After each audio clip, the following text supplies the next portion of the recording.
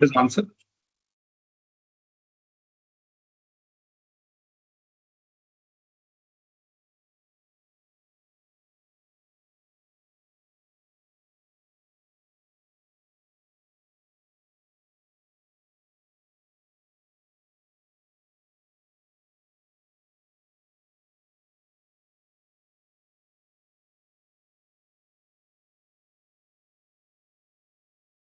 Update the enterprise environmental factors.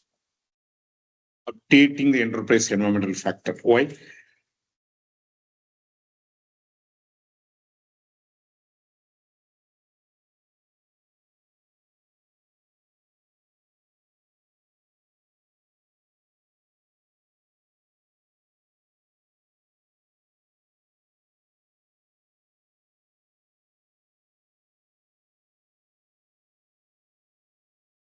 Should it be updated lessons learned register because they have already started the project?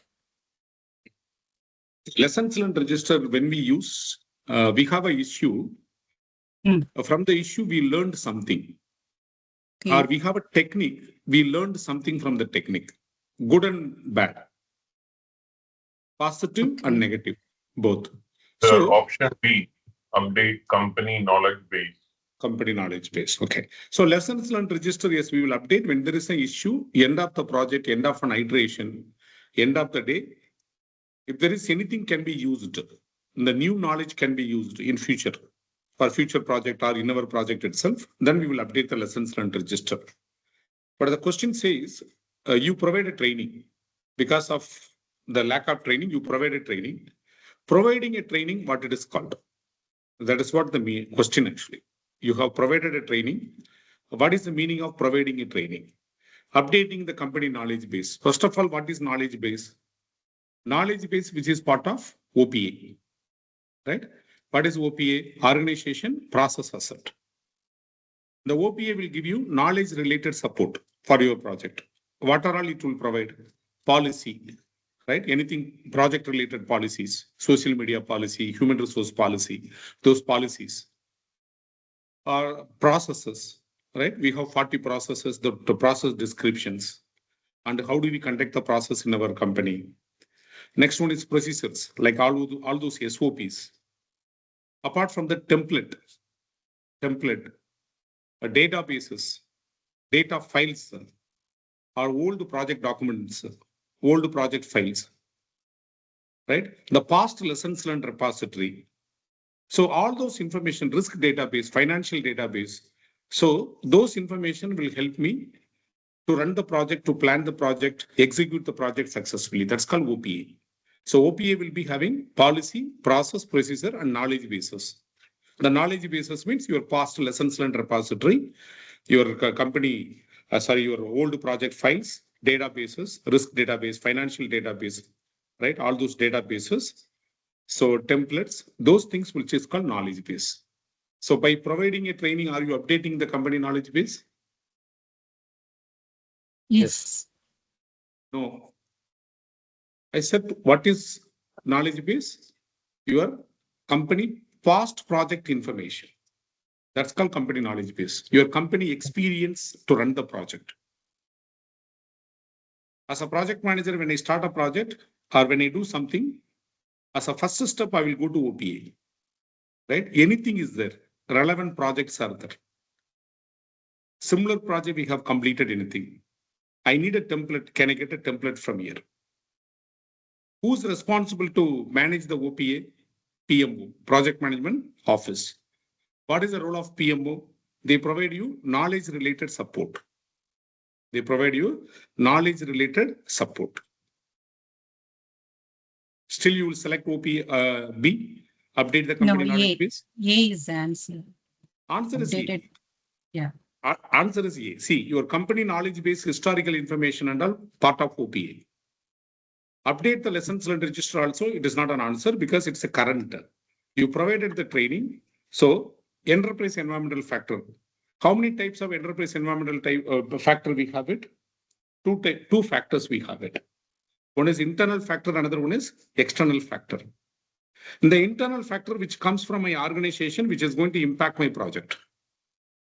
Maybe a positive impact, maybe a negative impact. My company, clear rules and responsibility or lack of rules and responsibilities, accountability, authority, communication arrangements, geographical locations, team assignment, team arrangement, virtual team members, co-located team members, company policy, company vision, culture, political system in my company, financial capability of my company, infrastructure of my company, right? Resource availability of my company, and employee capability of my company, which is going to impact my project. So what are you trying to do? You are updating the internal EF, which is nothing but you are updating your competency matrix. Your HR management, your HR manager will be having competency matrix. After providing the training, they will update, okay, so-and-so employees have a Java skill, or so-and-so employees have a, let's say, what's that? Primavera or 3D Studio Max knowledge. So that will be referred in future. You are enriching the knowledge of the people, which is nothing but employee capability. You are increasing it. It is internal EF. Clear now?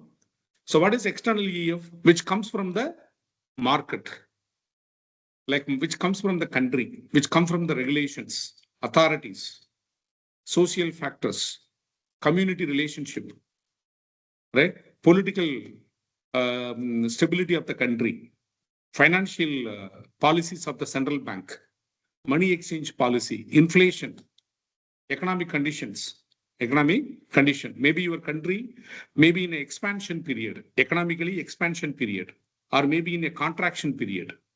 So which period you are starting the project? If it is an expansion period, it is economy boom. If it is a contraction period, it is an economy recession. So during a recession, what we need to do? So these are all related to enterprise environmental factor, external factor, right? So always as a project manager, all those 40 processes, EEF and OPA is a key input for us. So if I want to understand my organization, first, I will read these two documents. It will give me a clear information about my organization as well as the market where I'm going to do the project. So answer is A. Clear? So please don't forget what is EEF, what is OPA.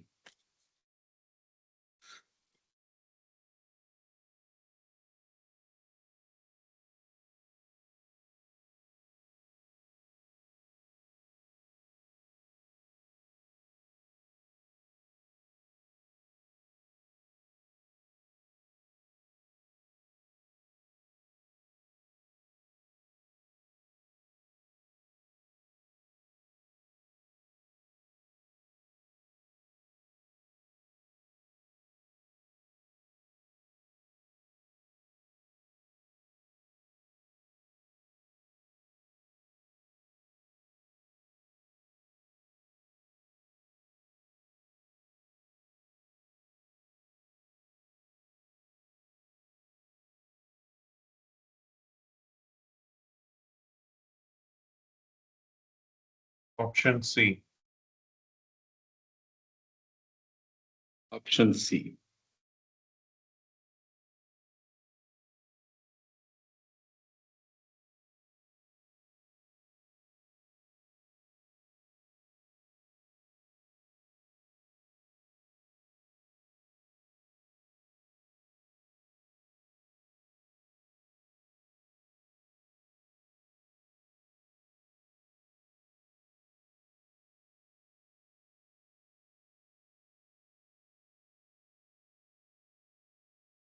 To obtain the acceptance of the deliverable from the testing phase. That's what first we do that. Okay, so now let us see what we have studied so far.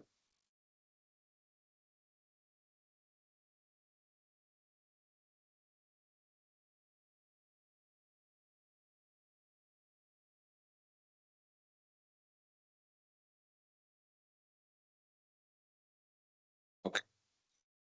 So first one, we studied about value-driven system components. Then project life cycle. Then project management. Sorry. Product life cycle.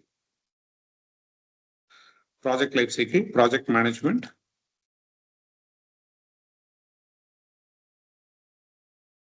Life cycle. Development approach. Development approach. Okay. So now value delivery system component. What are our value delivery system component? Portfolio. So program, project. So please understand the meaning of everything. So operation, then product. So what are the objectives? What are the objectives? So the product will deliver a outcome. The outcome will give you the benefit. So the benefit is going to be both tangible as well as intangible. Intangible.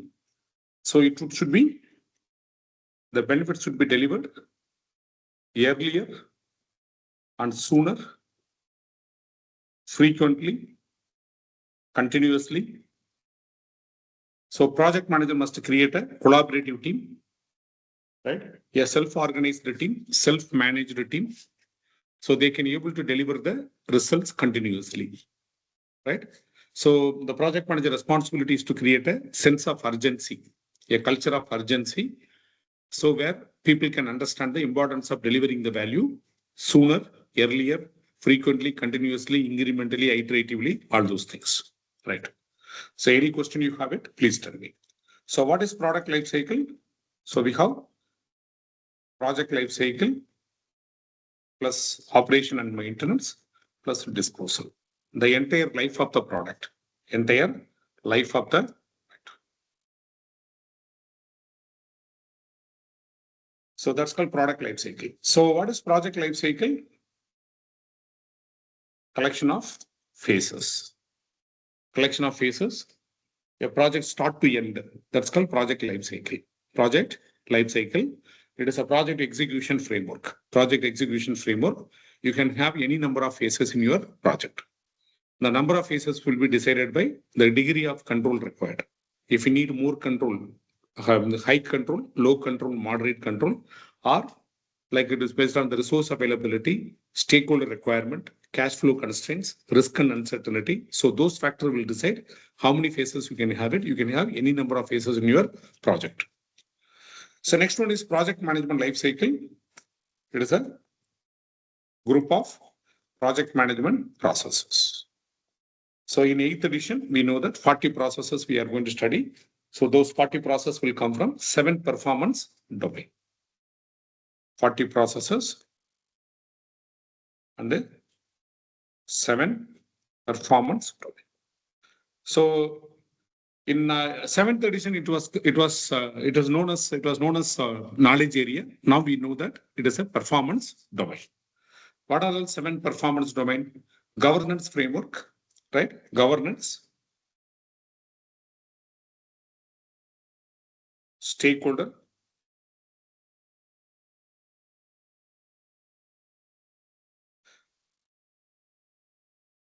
governance, stakeholder, scope, schedule, finance,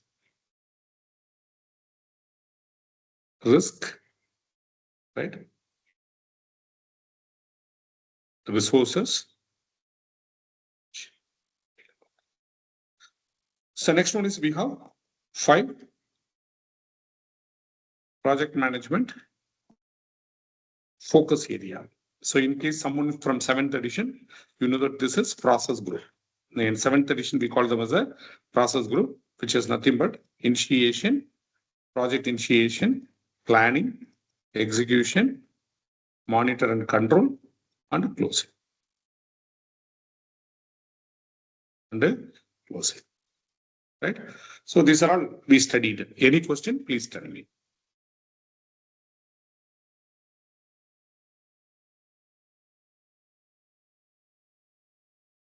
So next one is development approach. Development approach, what we have studied, which is plan-driven approach or predictive approach,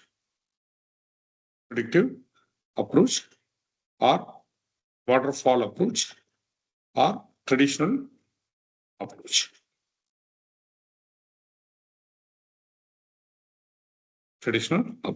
Next one is change-driven approach. Change-driven approach or adaptive approach, which includes incremental, iterative, and agile. Incremental, iterative, agile, and agile. Right? So agile is a combination of both incremental as well as iterative.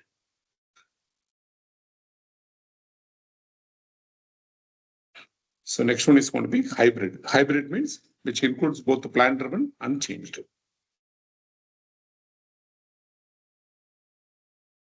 Plan-driven and change-driven. So now, incremental approach, you deliver usable product. Whenever you deliver usable product, right? In agile iterative approach, we deliver only the partial component. In agile will be combination of both. This understanding is very important for your future courses, right? When we read the examination question, we need to see from the keywords we will understand, is it a plan-driven project or it is agile project or it is a hybrid project. So in a plan-driven project, what we use? We will use phases. In agile project, what we use? We will use iteration, sprint or iteration. Sprint or iteration, we will use it.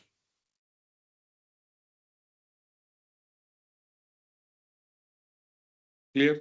Any question?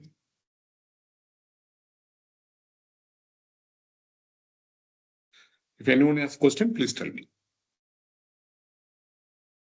So apart from that, we discussed about delivery cadence. What is delivery cadence? A project may have a single delivery, or multiple delivery, or continuous delivery, or sequential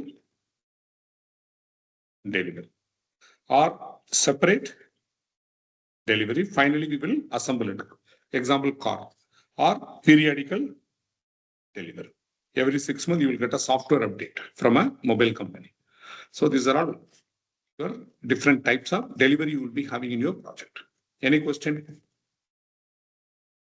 So next, what we have discussed next? We discussed about project initiation.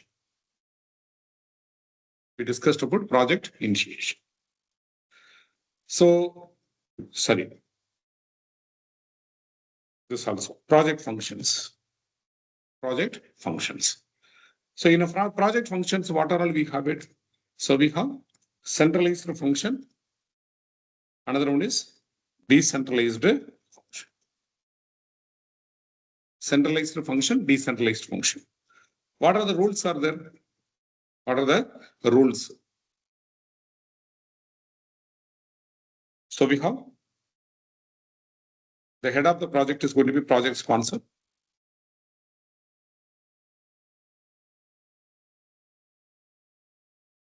Project manager,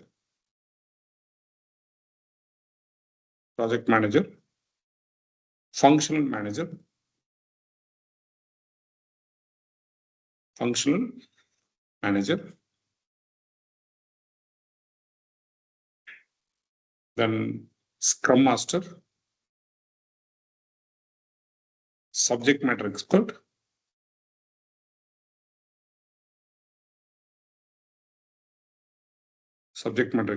scrum master, product owner, customer, business analyst. So I will write it here. Product owner and a business analyst. So the next cross-functional team members, agile coach, PMO, project coordinator, project expeditor,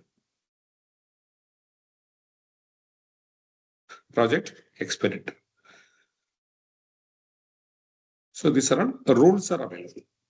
Only these roles. I don't think so. There is no other roles which we misread. So do we need the business analyst 2 times? Business analyst, no. Business product owner and the business analyst. That is delivery. This is my mistake here. So now you know that what are the roles of business project sponsor? What are the roles of project manager, functional manager, subject matter expert, and scrum master, product owner, and as well as business analyst, customer, cross-functional team members, agile coach, PMO, project coordinators, project expeditors. Right?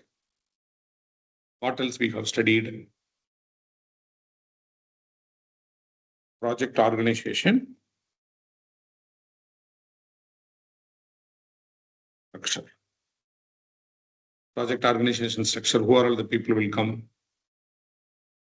Sorry, what are all organization structure? Functional, projectized, and a matrix. There is a 3 type of organization will come. So projectized means functional and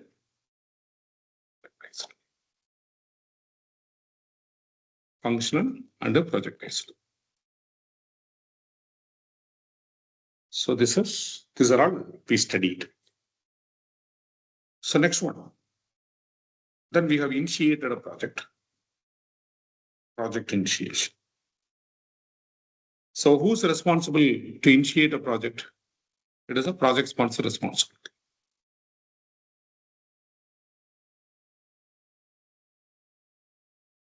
Select the project using financial measures and sometimes non-financial measures. Right? So maybe like, for example, if it is a kind of a corporate social responsibility project, we don't need to go for financial measures. So based on the non-financial measure, we will ranking the project based on the benefit, we will do it. So that is project sponsor, select the project using financial measure as well as non-financial measures. So what is the next step? Product owner. Right? Product owner will prepare product vision statement.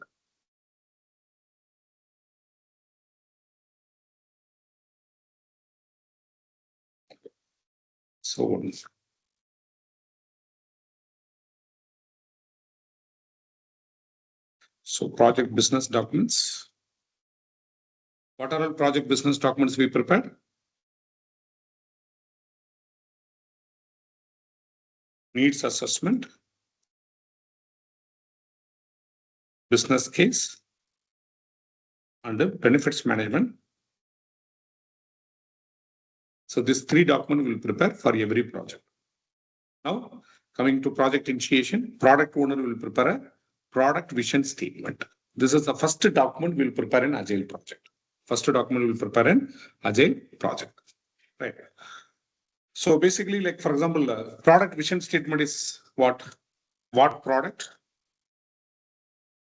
So who will be the primary customer, market?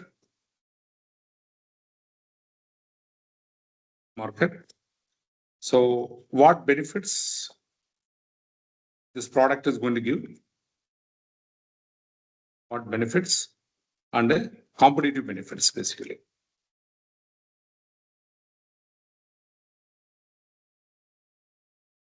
Competitive benefits and right.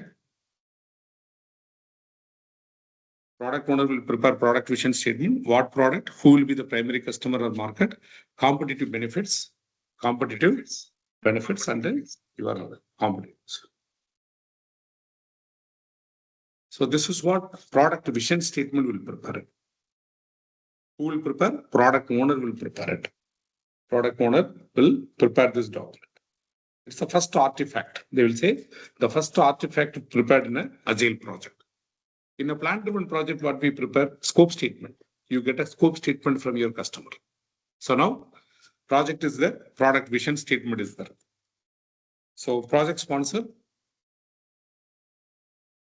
appoint project manager. So next, project manager conduct meeting to understand the organizational processes. So for that only he will read EEF as well as OPA. So next one, understanding key stakeholders. So he will read all the business documents. He will read all the business documents. Then contracts and agreements. Even EEF also. So agreements. So we have a teaming agreement. Teaming agreement. Teaming agreement means joint venture agreement. Joint venture agreement. Key stakeholders. Organizational processes. Key stakeholders. Right. So next one.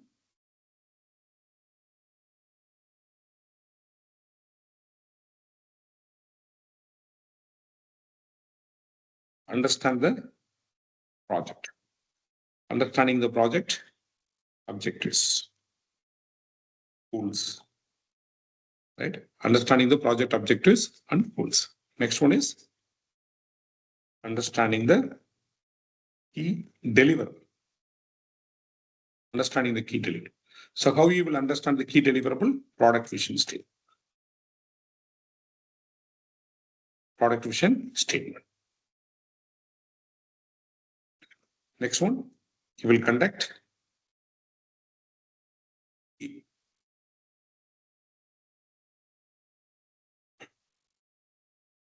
initial cost benefit analysis. Initial cost benefit analysis to ensure the project success. So now, to understand the product key deliverables, what all he will do it, he will develop proof of concept. So what is proof of concept? It is a theoretical demonstration of the product. Develop proof of concept. Next one is prototype. So prototype is a non-functional product model we will develop and we will show to the customer. We'll show to the customer. Develop a proof of concept, prototype, as well as you will define. Then you, if it is possible, you deliver a MVP. What is MVP? A functional feature, minimum viable product. Before starting the big investment, we'll go for a small feature we will develop. Minimum viable product, functional product. So functional, the core essential feature we will develop. So please remember, proof of concept, prototype. In order we need to remember. Proof of concept is a theoretical demonstration of your product. All right. And the prototype is the product model. Next one is MVP, minimum viable product. The core essential product, you will develop it. So how do we develop this actually? We will use XP Metaverse. What is XP Metaverse? We will ask the customer to tell the product, explain the product by using simple stories. So we can able to understand. That's called XP Metaverse. It is one of the tool we will use it in Agile project. Or product box exercise. So what is called product box exercise? Like we create a product box where we will write all the information about the product. All four sides of the box, we will write all the information about the product and we'll show to the people how the product, like what it's going to deliver. Right. Or next one is impact. What is impact map? we will prioritize the features. What are all features are very important, which is going to satisfy the needs of the customers. So this is called project initiation. First step we will do it. This is what we have studied in our last class. Project sponsor will select the project using financial measures or non-financial measures. Those financial measures and non-financial measures will be documented in business case and benefits management plan. Then product owner will prepare a product vision statement. Project sponsor appoint a project manager. Then project manager conduct meeting to understand organizational processes, key stakeholders, right? So business document, contracts and teaming agreement, understand the project objectives and goals, understanding key deliverables. So all those things we will discuss.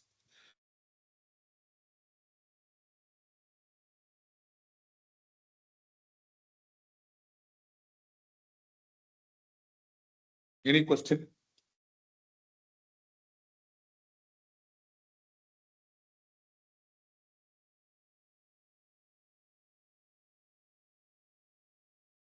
Any question, any confusion?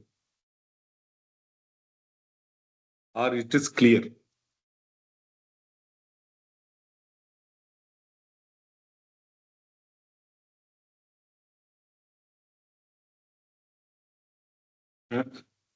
Let's say something. If you are not clear also, I will explain you because it's very important. The subject knowledge is important.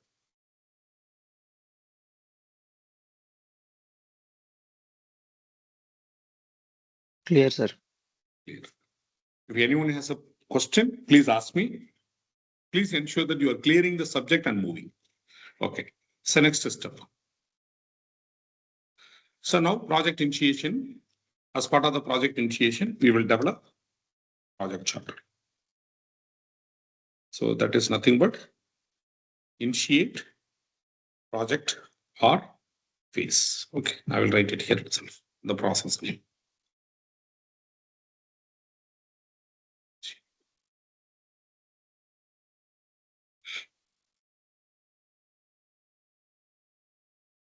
Initiate a project or phase.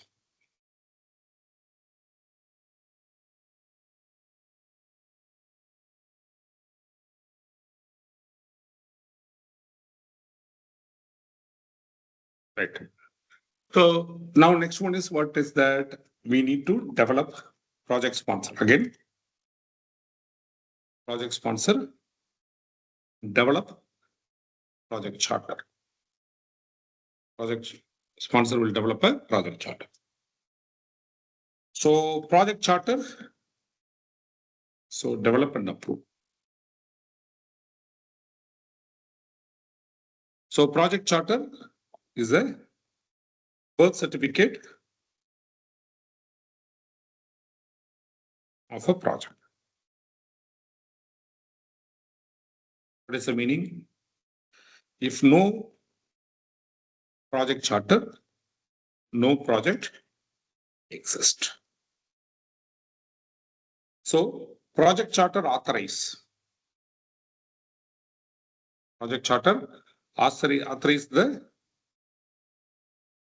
PM to initiate the project. Authorize the PM to initiate the, conduct the project. Conduct the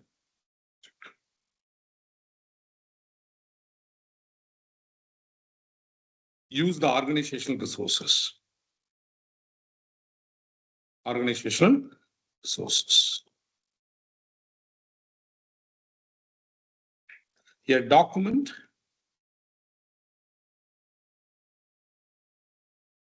gets less number of changes.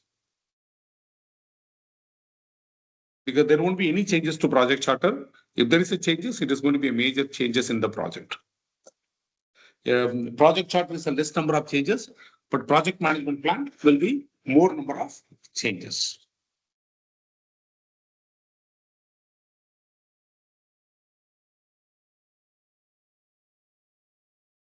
So document,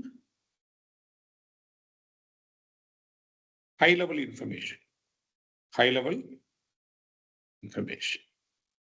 So what are the high level information? High level scope, schedule, cost, resources, risk, requirement, quality. So if you read your question, the question says high level, right? High level scope, high level, any aspect of high level, which will go to project charter only, don't forget. So this will document project objectives, boundaries, right? What is in scope, out scope, role and responsibility of a project sponsor. So again, project charter, it is an internal agreement between project sponsor and the project manager. It is going to document project objectives, boundaries, roles, and responsibilities. It will document key deliverables, key stakeholder. So both the key deliverable, key stakeholders, and pre-assigned resources. The resources are key for the project. Pre-assigned resources, pre-approved financial resources, total budget for the project.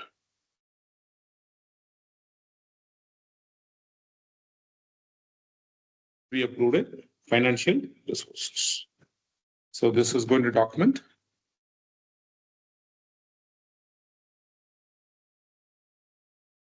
acceptance criteria, success criteria, and exit criteria. So exit criteria is nothing but accomplishment criteria.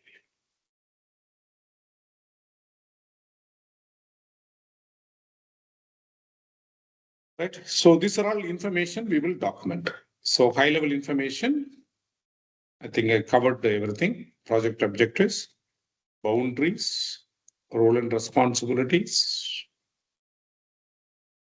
key deliverables, key stakeholder, pre-assigned resources, pre-approved financial resources, acceptance criteria, success criteria, exit criteria. All those information will be documented. Any question about project charter?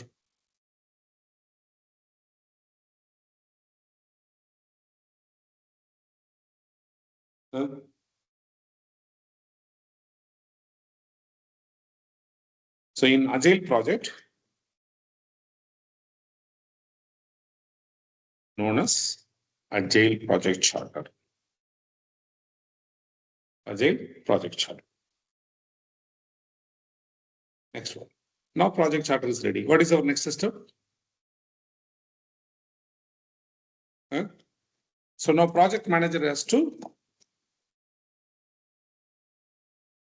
document assumptions and constraints.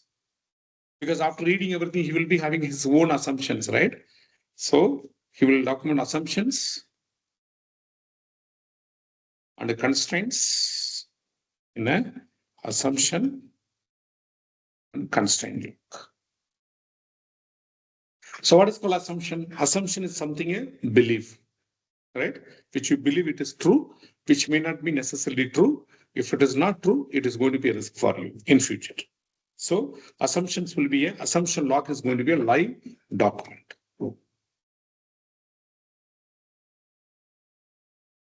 First project document, and it is a live document. Why live document? Always every day we will update. No need any change request at all, right? So we will keep update this document regularly. We will do it. Right. So we document both assumption as well as constraints.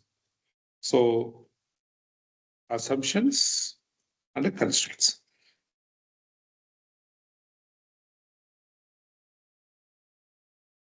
What is assumption? Assumption is a belief something, you believe it is true, which may not be necessarily true. Assumptions are identified in initiation, analyzed in planning, and validated in execution. Validated in execution, right? So we have two types of assumption. One is a strategic assumption. Is a strategic assumption.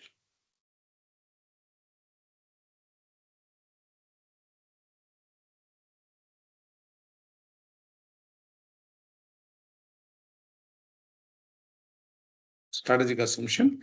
Another one is task level assumption. So what about constraints? Constraint also similar. We have a business constraints.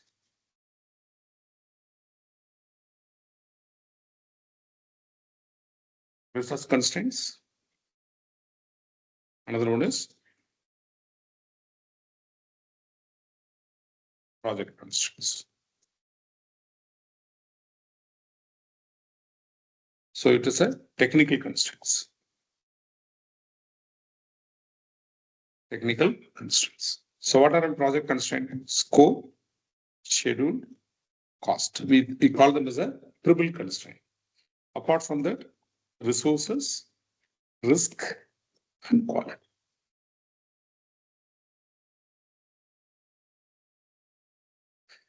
Risk and quality, it is another constraints. Right? Based on the 6 constraint only, we will develop a management plan, we will develop. Right. So now you have initiated a project. What is our next step now? We need to identify the stakeholder. So we need to identify stakeholder.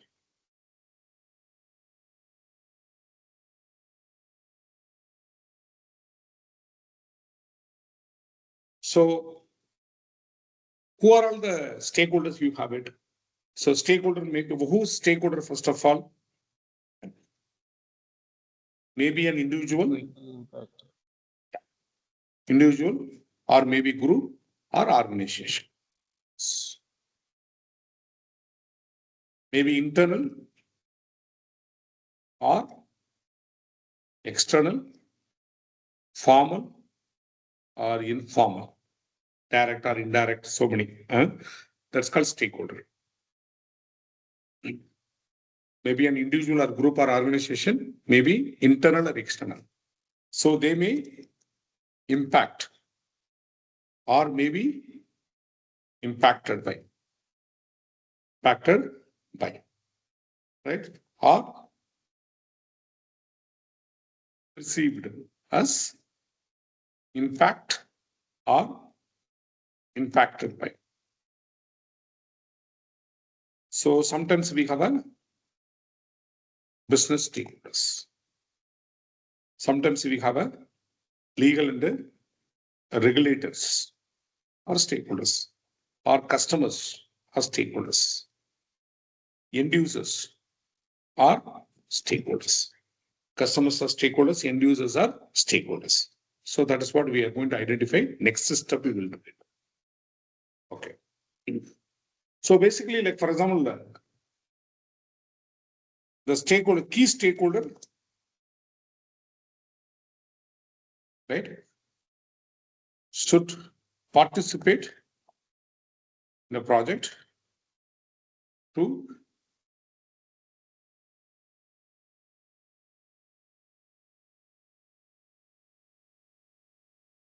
produce deliverable collaboratively.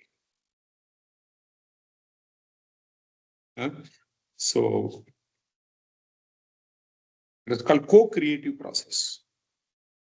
Co-creative process, right?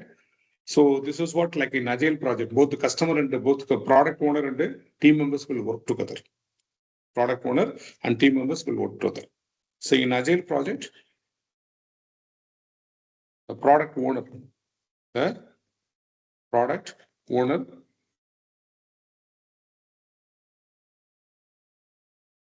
part of the project team, or it is called Agile team, or it is called Scrum team. It's called Scrum team. That's called identify stakeholders.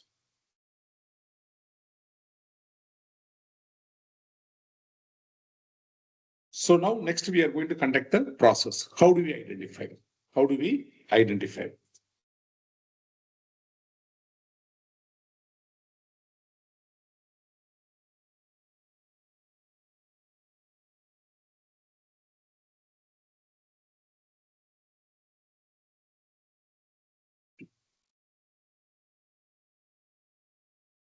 Identify stakeholder.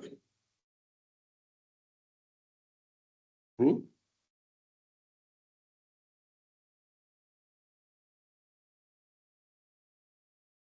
Rules and techniques.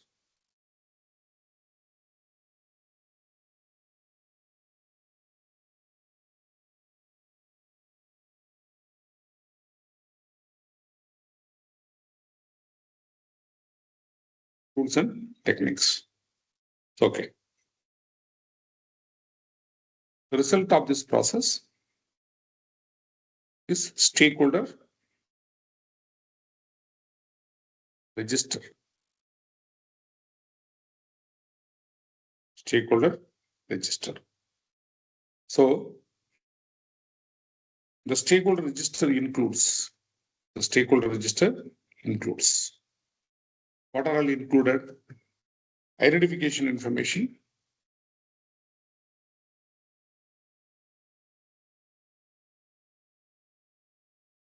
assessment information, classification information. Identification information, assessment information, classification information.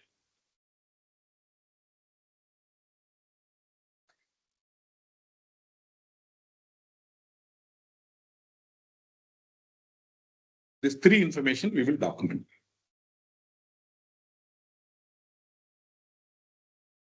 So first one is going to be identification.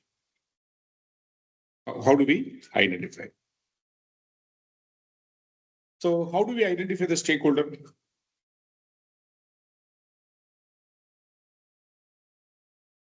Expert judgment.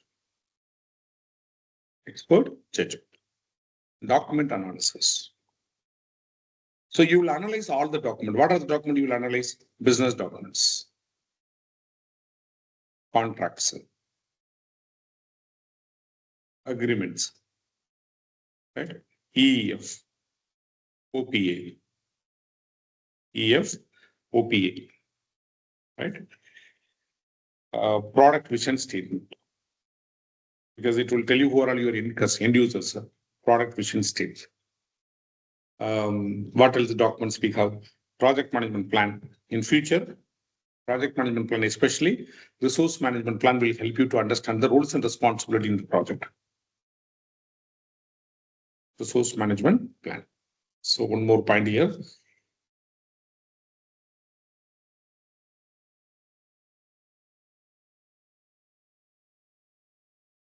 Stakeholders are identified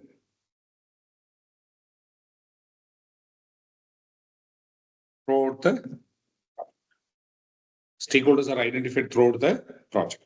So please don't forget, it is not a one-time activity, it is a continuous repeat. So resource management plan, all those things we can document analysis. Next one is what? Next one is we will let us talk to the people. Let us talk to the people. First one is brain writing. So what is brain writing? We ask the people to write it and give it. Who are the possible stakeholders as per their opinion? As per their opinion. So brain writing, brainstorming. Brainstorming. It is a creativity activity. Develop ideas. So once we done the brain writing, then we will move to brainstorming.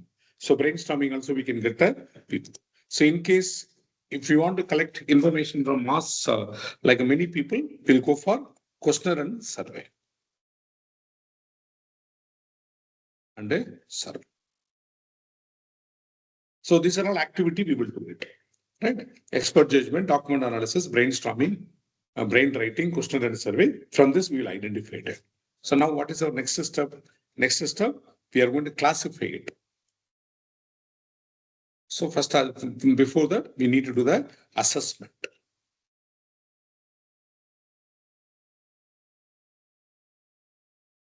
So how do we do the assessment? Stakeholder analysis. Stakeholder analysis. So we will analyze the stakeholder. So how do we do the stakeholder analysis? We conduct an interview. So face-to-face interview. We conduct an interview, we will conduct.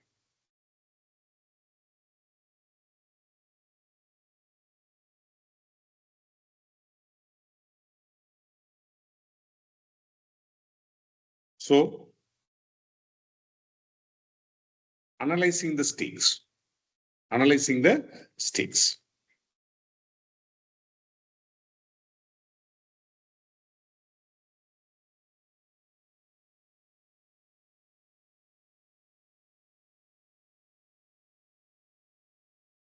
So analyze the stakes, analyze the role and responsibility. Right? Analyze needs, expectations, and requirements. For that, we will analyze requirement documentation. In Agile project, we may have user story. We may have user story. So analyzing the stakes, what are all called stakes actually?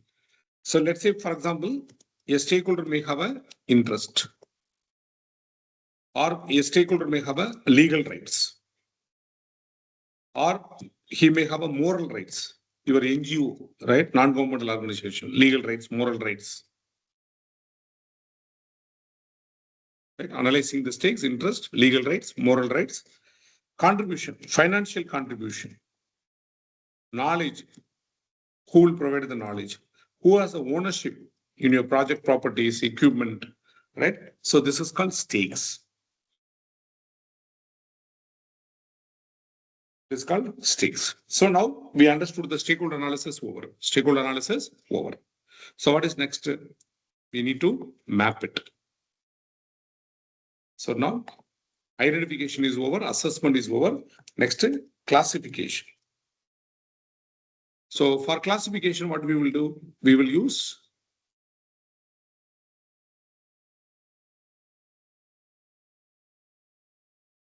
stakeholder mapping. For stakeholder mapping, what are the tools we will use it? Grid model, cube model, salience model, grid model, cube model, salience model, direction of influence,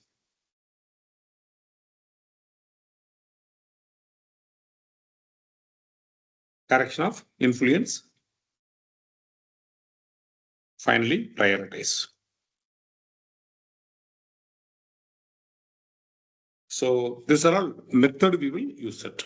So right, identification. Next one is assessment, then classification. Start with the classification. We will use the stakeholder mapping. Okay, so we'll take. So hope you are following, understanding.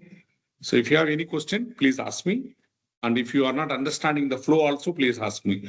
Okay, we take a break. After the break, we will resume. Take a 10 to 15 minutes break.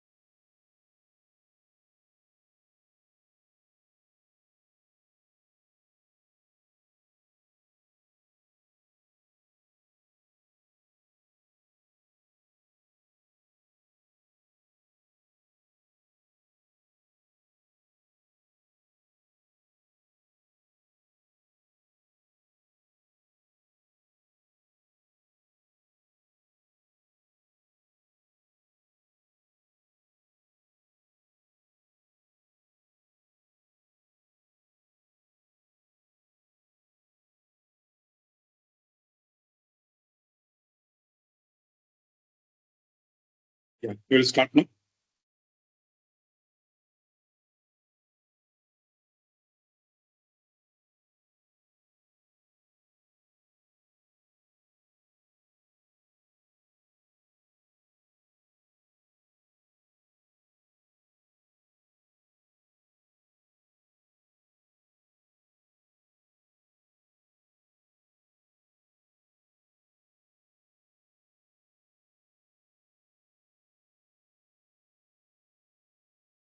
A. Project charter as well as risk management plan. CA. So now we are studying how do we identify the stakeholder? How do we identify the stakeholder? So first we have identified the stakeholder, analyze and assess the stakeholder. Then we are going to classify the stakeholder. Then finally we will document identification information, assessment information, classification information.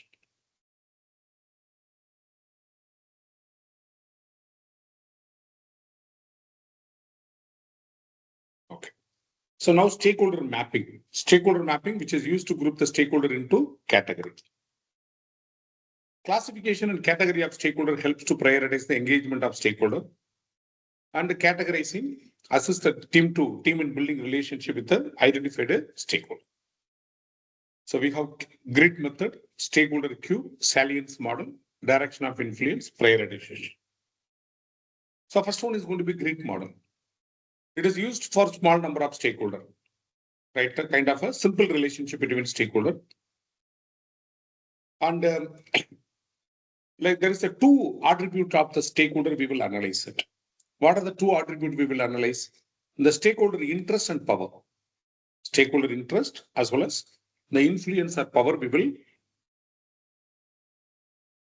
compare. Some stakeholder may have a high power but low interest. Can you tell me that who are all the stakeholder? Some stakeholder will be having high power, low interest.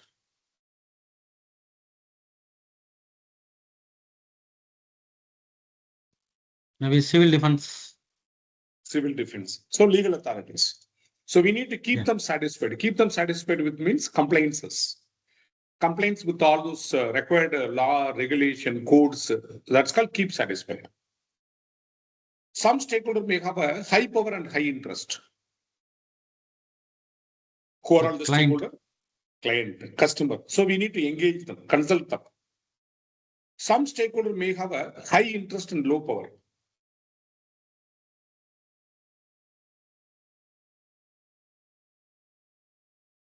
Subcontract. High interest and low power. Subcontractor. Okay, next.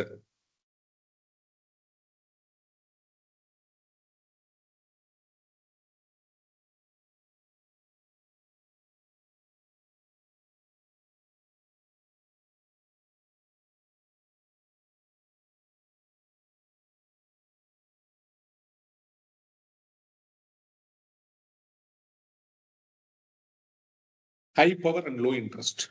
Sorry, high interest, low power. High interest, low power. Subcontractor. Next. High interest, low power. Your team members. Right? So we need to keep informing them. Keep informing them. Then only they will engage in this project. So next category is going to be low power and low interest. Low power and low interest, we need to monitor them. So basically like your competitors, we need to monitor them. There is a 4 type of stakeholder we can able to identify. 4 type of stakeholder. High power and highly interested, manage them closely, right? And engage them, consult them. High power and less interest, keep satisfied. Do more work to keep them satisfied, but not so much that they become bored with your message. Low power and high interest, keep informing them, and low power, less interest, and monitor them. So there is a 4 type of stakeholder we can get it from this particular tool. Next one, cube model. It is a refinement of the grid model. So 3-dimensional model, treating the stakeholder community as a multi-dimensional community entity. Multi-dimensional means so more than 2 attributes. We are going to compare interest. The interest may be active as well as passive. Positive interest as well as negative interest, power, influential power or insignificant power. Third one is going to be attitude, maybe a blocker or backer of the project. blocker or backer of the project. That's called three-dimensional view. We have it.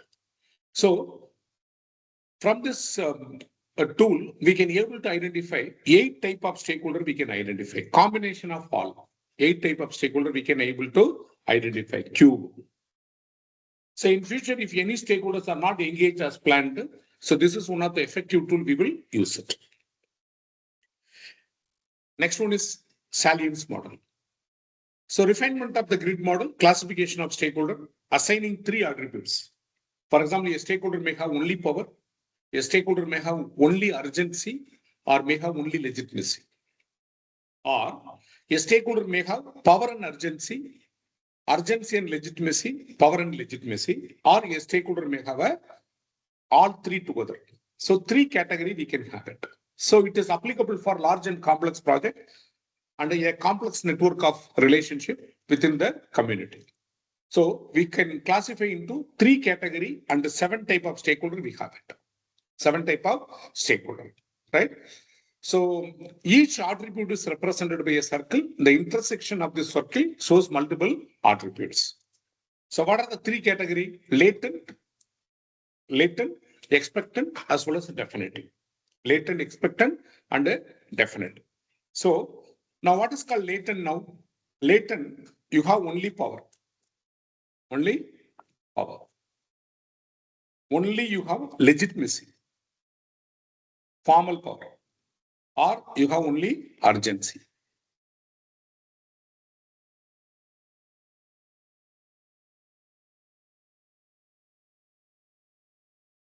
Right? Power or legitimacy or urgency. So if you have only power, what we call them dormant stakeholder.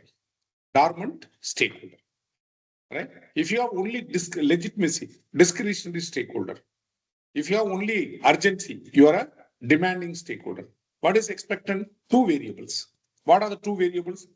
Power and legitimacy.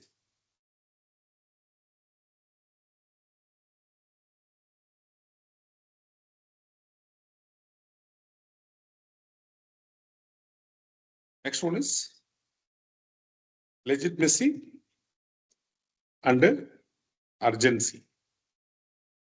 Another one is urgency and power. So only 2 variable. If you have only 2 variable, what is definitive? All 3. If you have all 3 together, so we have dormant state. Latent stakeholders are going to be dormant. If you have only power, and the discretionary stakeholder, if you have only legitimacy, and the demanding stakeholder, if you have only urgency, dominant stakeholder, so you have both power and legitimacy.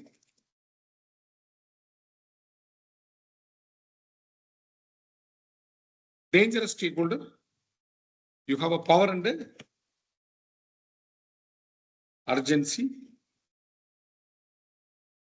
and a dependent stakeholder, you have legitimacy and urgency. So we have 3 category. So core stakeholders are going to be all 3. The core stakeholders are going to be all 3.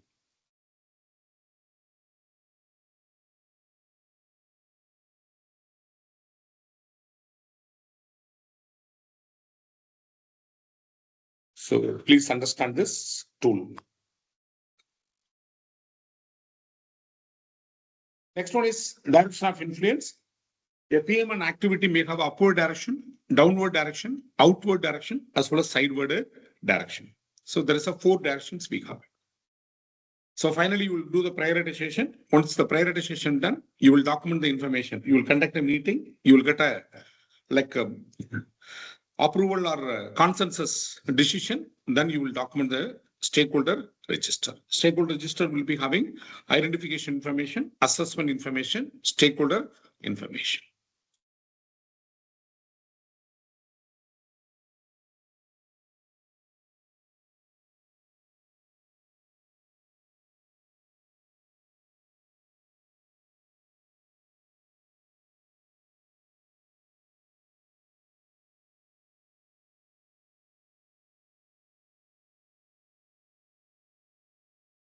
A at the end of the project.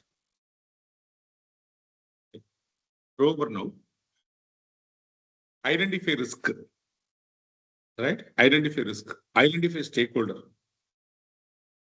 And conduct lessons learned. These three will happen throughout the project. C. Throughout the project in both the predictive, iterative, agile life cycle. Got it? These three don't forget. Identifying stakeholder, analyzing the stakeholder, assessment of the stakeholder will happen throughout the project. Identifying risk, assessment of the risk, planning risk response plan, implementing risk response plan will happen throughout the project. And conducting lessons learned, capturing lessons learned, using the knowledge, using the new knowledge will happen throughout the project. Option C.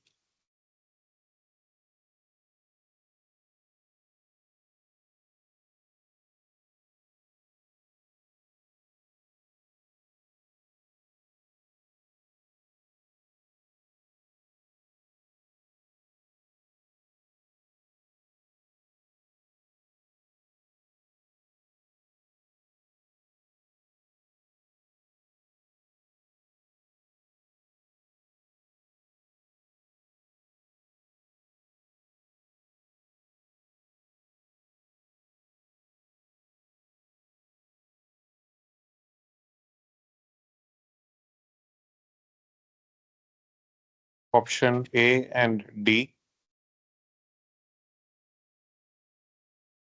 Option A, video conferencing. D is a hold a brief summarization meeting. Option A and D. So as we know that in Agile project, we always recommend to have a co-located team. Sometimes, like unavoidable situation, we may have a virtual team members, but sometimes like what is in the brief summarization meeting also recommended periodically. So now you have identified the stakeholder. Stakeholder register is ready. Stakeholder register is ready. Classification is over. Right. So what is our next step? So next step, we will plan stakeholder engagement.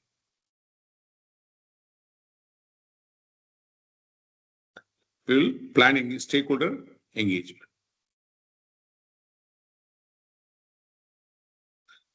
So what is planned stakeholder engagement? Develop a project management plan to provide guidance and approaches to identify, analyze, classify, engage, monitor stakeholder. That's called in the project management plan, we will develop it. Right? So the result is stakeholder engagement plan.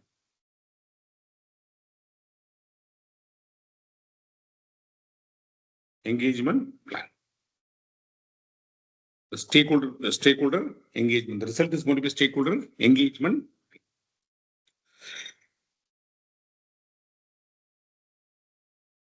So the stakeholder engagement plan is a component of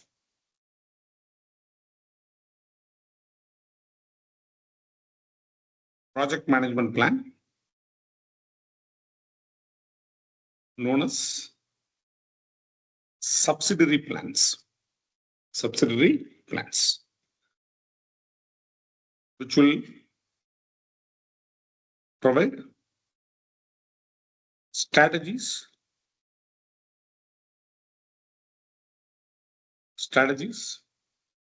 right? Approaches to engage stakeholder. Right? Provide, document,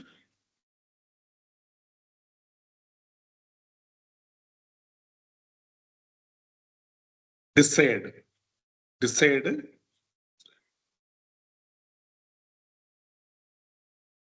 engagement levels. Document stakeholder decide engagement levels in stakeholder engagement assessment matrix. So stakeholder engagement assessment matrix. So this is what we are going to prepare now.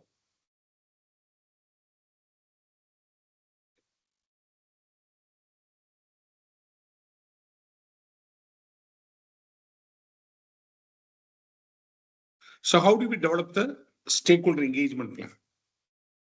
Expert judgment. Next. Benchmarking. So we need to see how other projects are outside the company. They are engaging the stakeholders. Next. Already we have documented assumptions about each stakeholder. Here we need to analyze it. Assumptions are identified in initiation, analyzed in planning. We need to analyze it. So assumption and constraint analysis. Assumption and constraint analysis, which will help you to develop engagement strategies. Assumption and constraint analysis. So this is during planning. What we have studied, stakeholders are identified, analyzed, assessed, classified, engaged throughout the project. So during execution, in case if you find some stakeholders are not engaged, so what we do? Root cause analysis, because there is some issues. So if you analyze the issue, we can modify the strategy. So that is during execution, we can happen. Right? So engagement strategy is ready. So next one is, we will use stakeholder engagement assessment matrix to document 5 levels of engagement. So what are the 5 levels? A stakeholder may be in leading, stakeholder may be in supportive, stakeholder may be in resisting, stakeholder may be in neutral, and stakeholder may be unaware. Right? So what is leading? For example, you are introducing a change. As a project manager, you're introducing a change. A stakeholder may lead the change. He knows the change. He knows the impact. He will take a lead role. Right? Lead by example. So the rest of the people may follow him because he is an influencer in the company. Like if he is supporting the change, rest of the people also, his followers also may support without any question. Leading. Supportive. You know the change, you know the impact, you support. Neutral. You know the change, you know the impact, but neither support nor resist. Resistance. You know the change, you know the impact, but you will resist it. Right? And unaware, they are not aware of anything. So during planning, we will document the desired level of engagement we will document.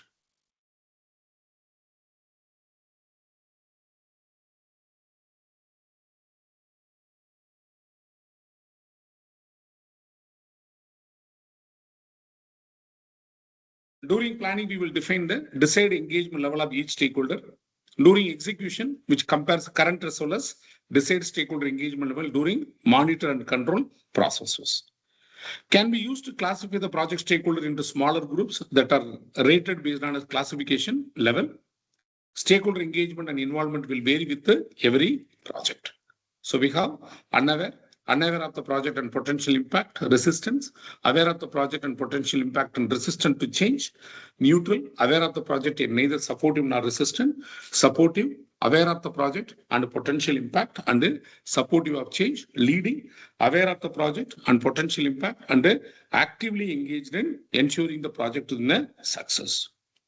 So this is C represent the current level of engagement during execution. D represent the desired level during planning. If there is any gap between C and D, if there is any gap between C and D, then there is a problem. So in that case only, we are going to use a root cause analysis we studied. We will use the root cause analysis. Closing this gap is essential element of monitoring stakeholder engagement.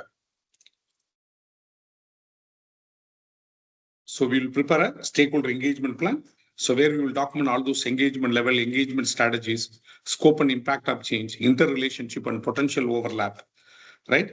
Communication requirement, information to be distributed, reason for the distribution, time frame and frequency, method for updating and refining the stakeholder engagement plan. So all those things will be documented.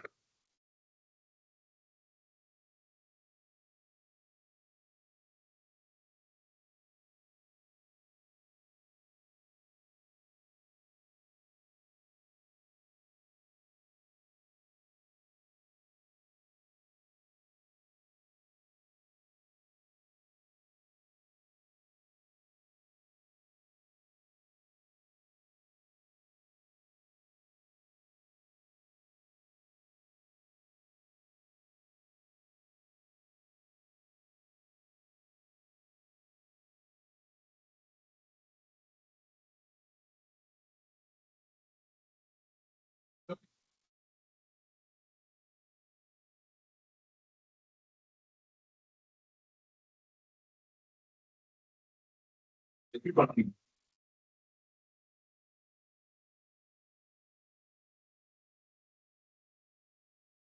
In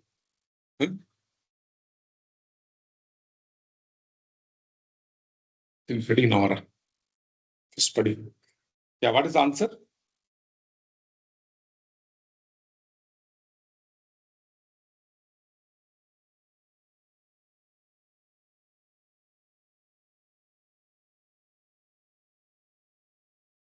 What is the answer?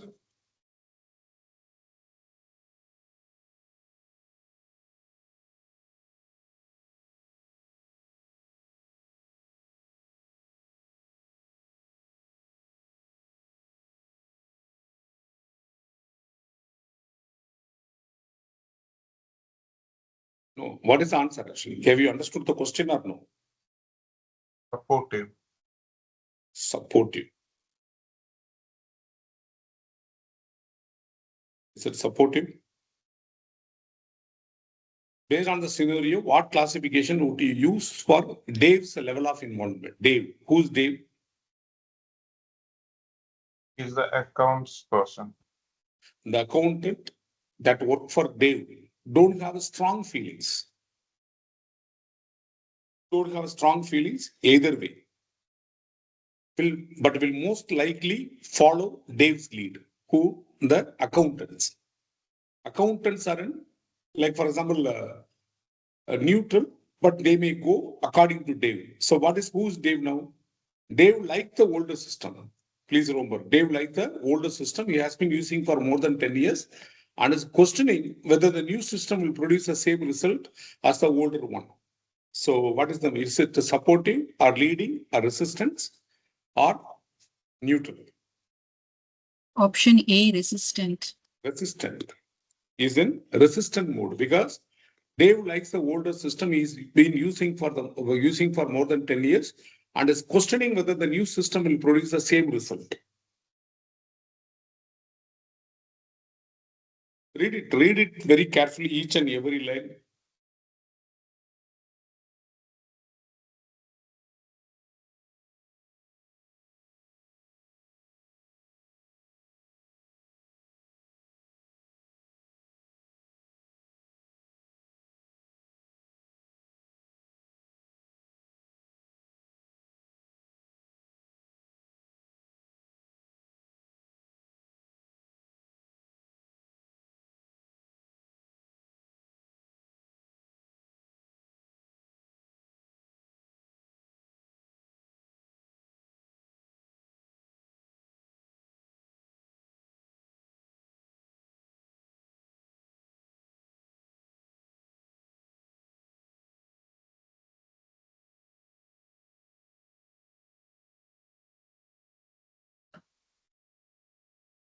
Option B.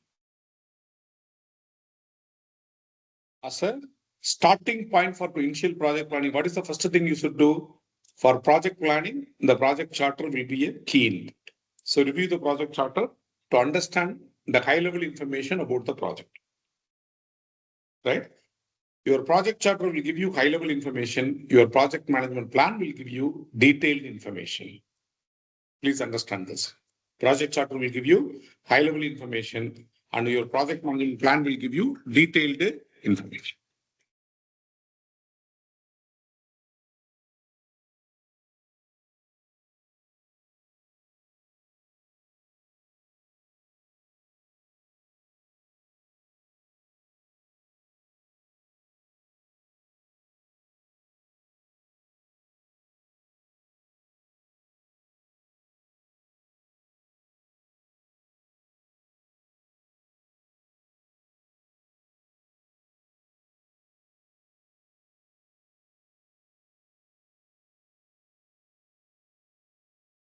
Option B, building a collaborative decision-making environment.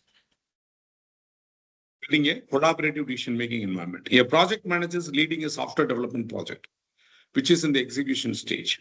The decision was made earlier in the project to use an agile framework. In this adaptive environment, what should be the focus of the project manager? So we have project manager, it is called hybrid approach. Okay, what is the role of a project manager? Performing detailed product planning and delivery. Is it possible in Agile? Performing detailed product planning and delivery. Is it possible in Agile?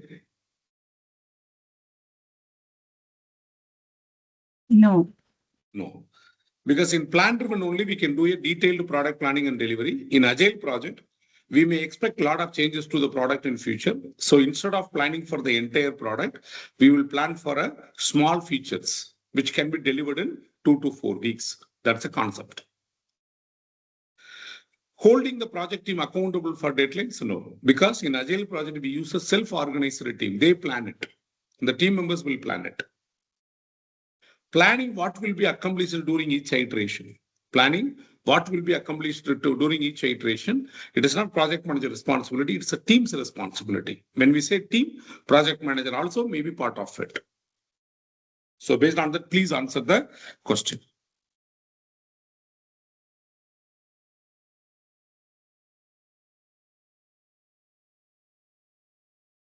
See, rest of the people also, please answer the question, participate in the discussion.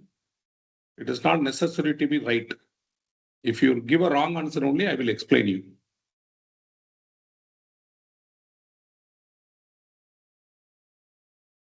We are not here to find a right answer. We are here to discuss and understand the concept.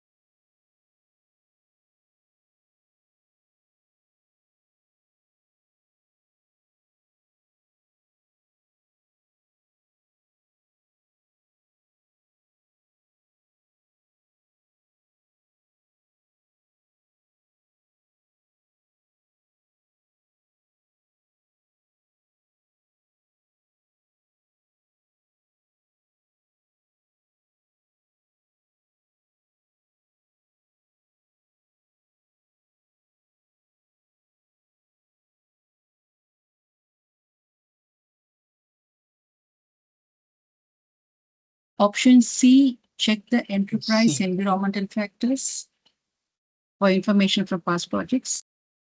No. As it has been approved already. Where the past project information will be documented.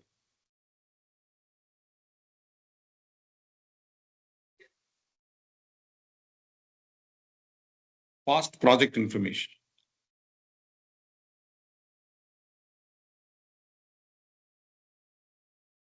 So it's the NPC. organization process assets. Yes, OPA. Right? Your knowledge related information will be documented in OPA. But what is the enterprise environmental factor, which is going to give you the information about your company, the internal factors, as well as which is going to give you the external factors information. The information files, databases, files, templates, policy, process, procedures, those things will be documented in OPA. Right? I have a lessons learned repository. I have a lessons learned repository, which is part of the OPA. Okay. So now, next, what is our next step? So in 8th edition, they combine. Sorry, together. what's the answer for the previous one? The one just we discussed. This is answer is this one, OPA. Okay. It's Because OPA will be having your past project information, databases, files, all those things. Okay. So now, next we are moving to, now plan stakeholder engagement is over. So now we need to understand the communication requirement of the stakeholder. So for that, we have a process called plan communication management.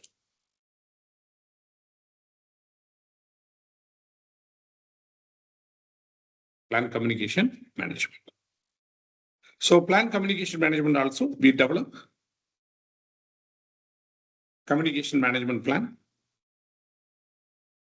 and communication matrix. Communication matrix to store,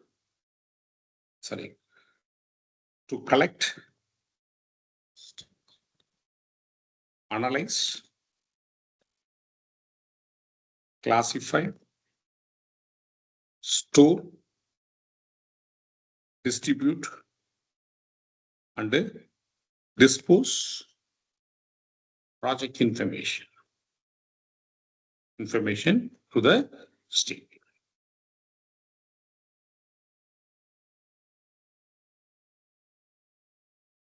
Effective and efficient. Effective and efficient communication ensure appropriate or required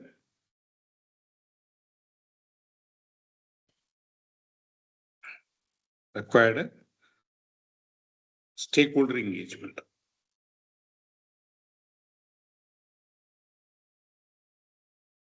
Stakeholder engagement. So effective and efficient means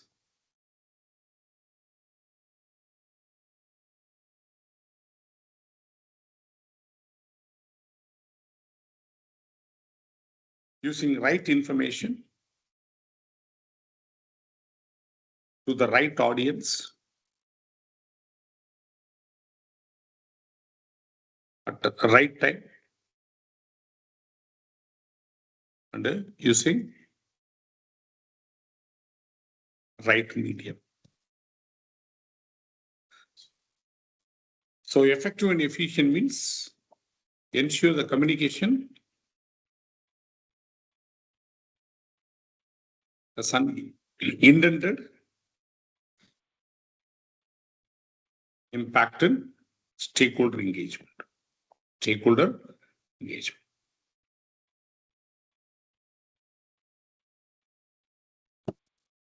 Right.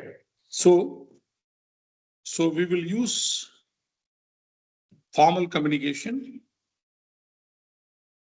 informal, informal communication, direct communication, indirect communication, formal communication, informal communication, direct communication, indirect communication.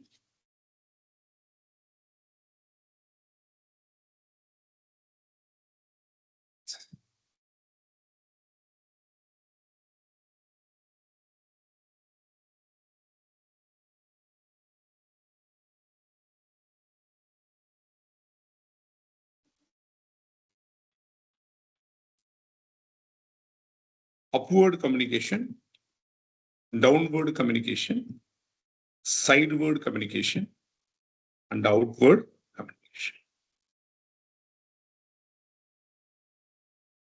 Right? So we may use writing.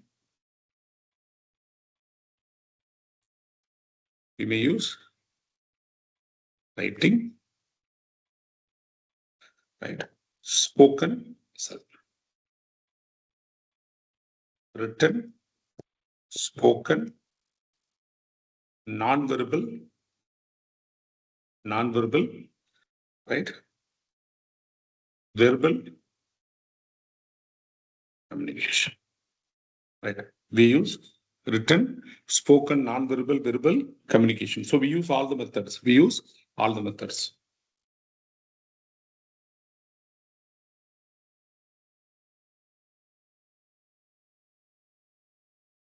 So agile projects recommend to use face-to-face communication, face-to-face communication. So in agile project, we use information. So agile requires transparency.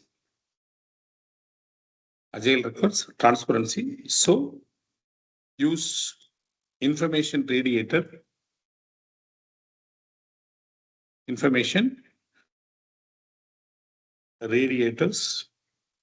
right? Agile requires transparency. So use information radiator. Or like, for example, Scrum board or task board or Kanban board to distribute information. So here in Agile project, we don't have a practice of providing reports to everyone. So here, everyone must understand, everyone should get information through information radiators. Those information radiators are flip charts, Scrum board, digital board, task board, Kanban board. So we display the information. So Agile project use asthmatic communication. So what is called asthmatic communication? Agile teams are co-located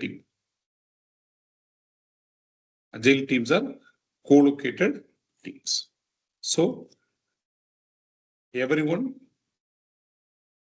may hear the information discussed, but they filter and take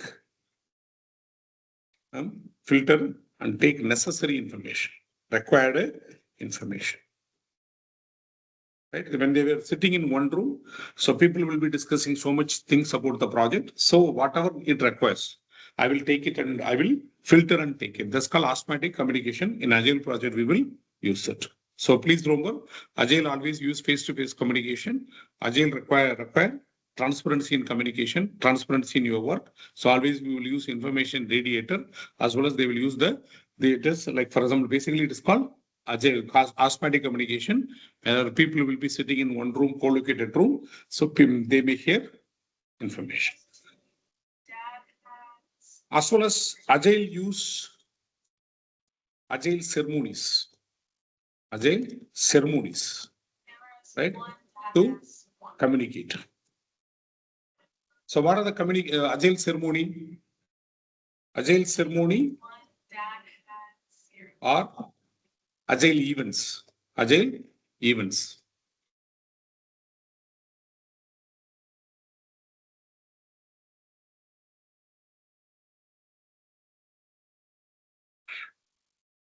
Agile events or Scrum events.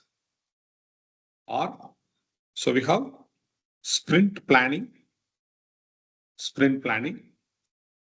daily Scrum meeting, sprint review, and a sprint retrospect. So these are all we will use it in Agile project. Right.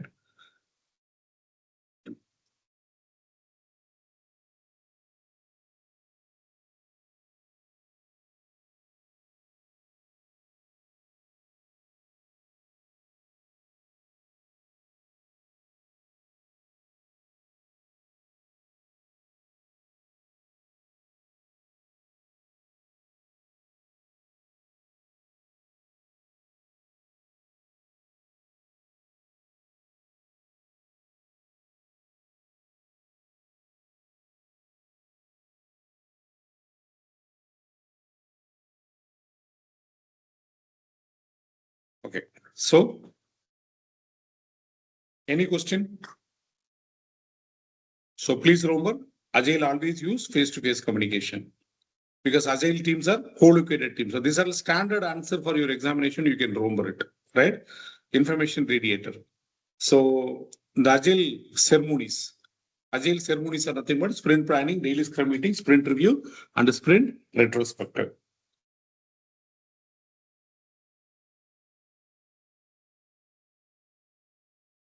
So the result is communication management plan. The plan communication management result is communication management plan, which document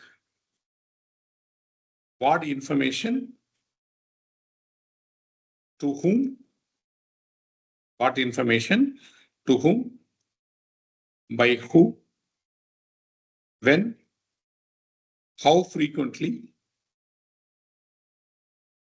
how they will communicate, and how much time and cost will be spent for the communication. Apart from that, escalation procedures. In your project, anything, if you want to escalate, you can go to the escalation procedures. Right.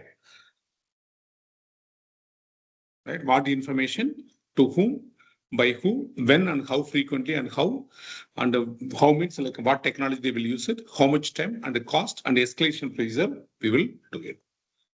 So now how do we prepare it?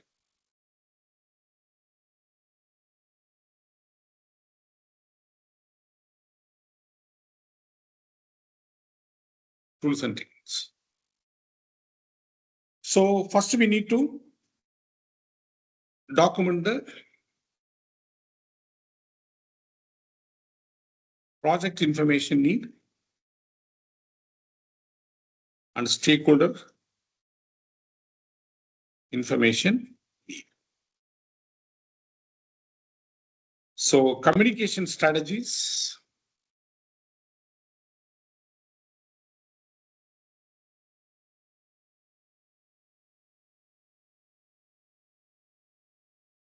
Communication strategy will be developed based on information need and require.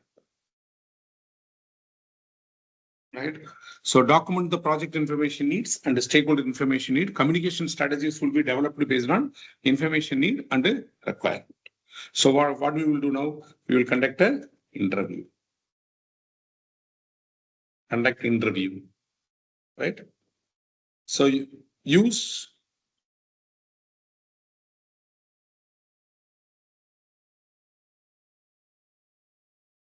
question and the survey. Use question and the survey, or use stakeholder cube, stakeholder analysis. So these are all method we will use it to understand the information need, right? Conduct interview, use questionnaire and survey, stakeholder cube, stakeholder analysis to understand needs and requirements. So next one is conduct communication style assessment. Communication style assessment, because every stakeholder have their own communication style, right? Communication style assessment.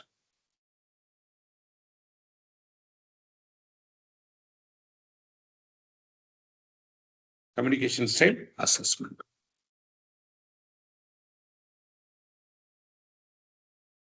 Conduct communication requirement analysis,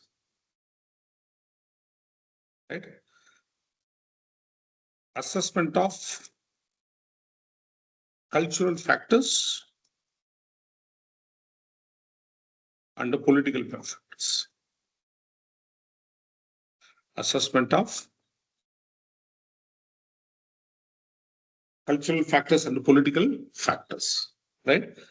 Conduct interview, use questionnaire and survey, stakeholder cube, stakeholder to understand needs and requirements, means information needs and requirement. Conduct communication style assessment, right? Everyone has their own style, communication style, and conduct communication requirement analysis, assessment of cultural factors and political factors. Understand the need of communication technology. What is communication technology? The medium, what medium we will use to communicate. So what all medium is there?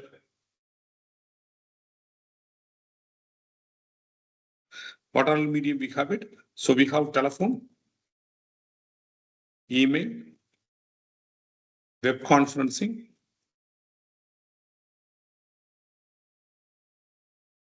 video,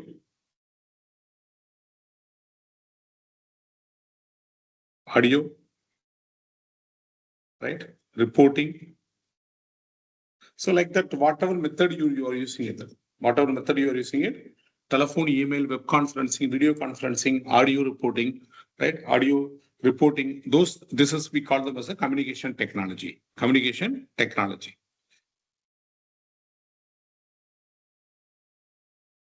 So next one is assess the required communication channels. So how many stakeholders are there? How many stakeholders are there and how they will communicate? Right. So how do we assess the communication channels? So we'll use the formula N multiplied by N minus 1 over 2. So what is the meaning of N? N means stakeholder, number of stakeholders. Number of stakeholders. So the stakeholders, how they will communicate, So for example, you have 4 stakeholders.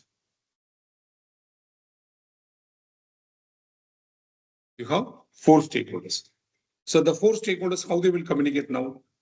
So 4 into 4 minus 1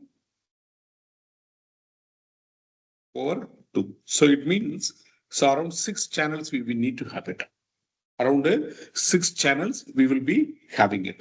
So when you read the examination question, always you see, are you a project manager? You are having 30 stakeholders. Means how many stakeholders are in the project? 30 plus 1, because you are also going to communicate. 30 plus 1, 31 stakeholders, right? You are a project manager, you have 30 stakeholders. Another question, a project have 30 stakeholders. In this case, including project manager, 30 stakeholders. Please understand the difference actually, right? Assess the required communication channels. So we will document communication elements. So what are all communication elements? So which is nothing but there is a sender, there is a receiver, decoding the message, encoding the message, medium to communicate. There is a noises, and barriers. So all those things are called the communication elements. Next one. So next one is we develop communication models. So first one is going to be, we have a linear model. Next one is going to be interactive model. Third one will be complex model, which is nothing but cross-cultural communication.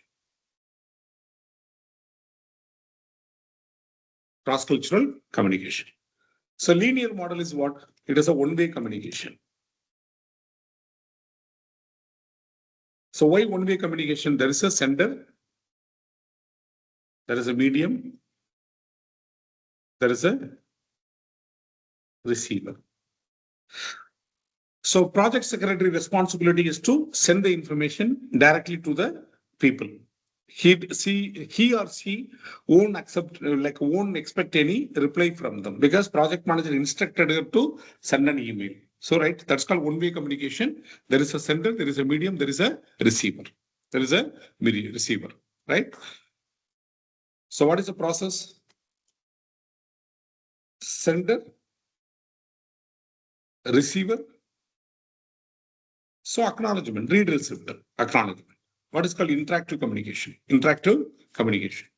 It is a two-way communication, highly recommended. Two-way communication. So the two-way communication, what is that? Two-way communication. So what is the meaning of two-way communication? Like sending message,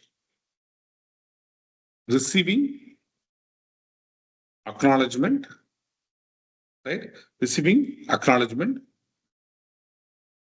receiving feedback about your message, then verifying whether the information is right, feedback is right, finally confirmation.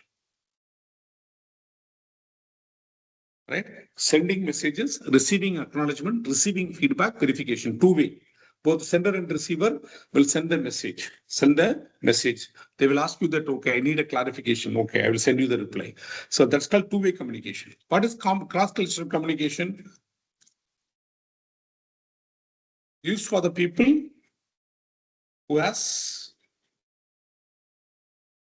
different communication preferences,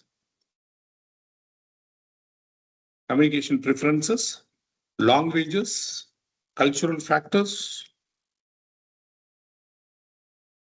nationality, right? Nationality. So these people we will use the complex model, we will use it. So here we will use emotional intelligence. We will use the emotional intelligence. So what is called emotional intelligence?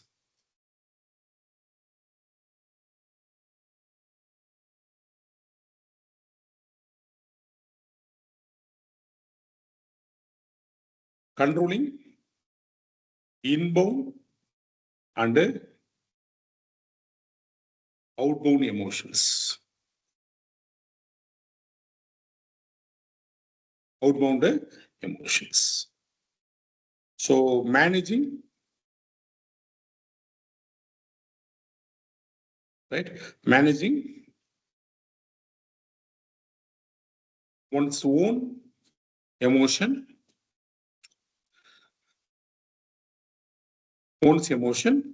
and managing others' emotion. That's called emotional intelligence. So what are the elements of EA? So we have personal skill and a social skill. There is a two type of EA. So what are all personal skills? Self-awareness, right? Self-regulation. First, you need to understand yourself, then you need to correct yourself. Self-regulations. Social awareness. What is social skills? Social awareness, empathy, and relationship management. So we call them as a emotional intelligence. Right. So now, for example, develop a communication models over. So what is next? We will develop communication methods. So what are the communication methods we have it? So we have interactive or reciprocal communication. So what is interactive and reciprocal? Both sender and receiver is interested to communicate, right? It's a live communication. Another one is push communication. What is push communication? Receiver is interested to send you an email, whether you ask it or not. Receiver is interested. So push communication, pushing the information. Pull communication. What is pull communication? The receiver is interested to receive the information. What we do, we will go and put our email ID in a website, or we have a username and password for our company server, right? Or you log into Instagram or Facebook. Who's interested? The receiver is interested. Develop communication methods, right? So once we done it, your communication management plan will be ready, right? So in a communication management plan, so we will document, right? We will document the communication needs and requirements. We will document the communication technology. We will document communication models, communication channels, as well as the communication methods. So these all those things we will document, right? So we take a break. After the break, around 11 o'clock, we will continue.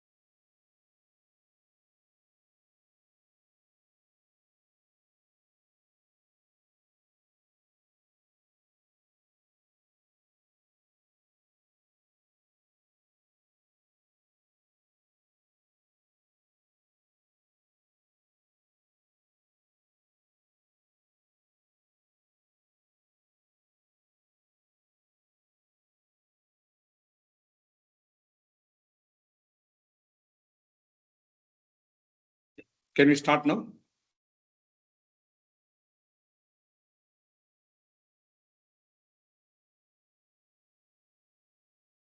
Yeah, can I start? Are you there? Yeah, sir.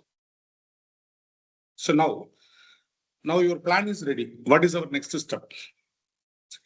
See some questions.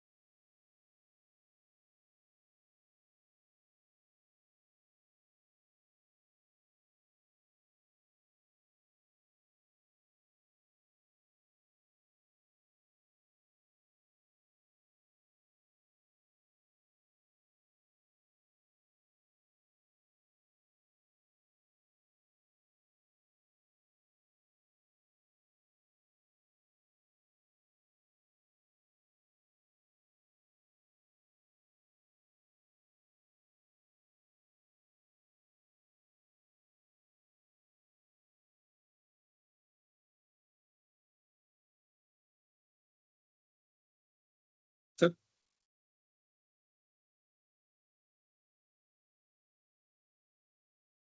Sir, option B, manage the sponsor closely. the problem is you recently discovered that he does not have much interest in your project. His interest is low. But the sponsor has a great deal of authority, means power is more. High power and low interest. What we will do?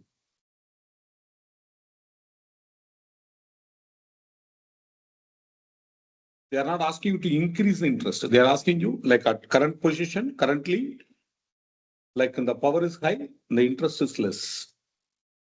High power and low interest.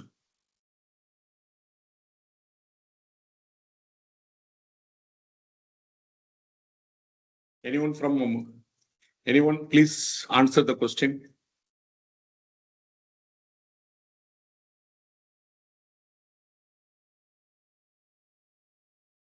Sir, is it answer B? No, it is not answer B. Manage the sponsor closely means he should have a high interest and high power. But his interest is less. He has a high power.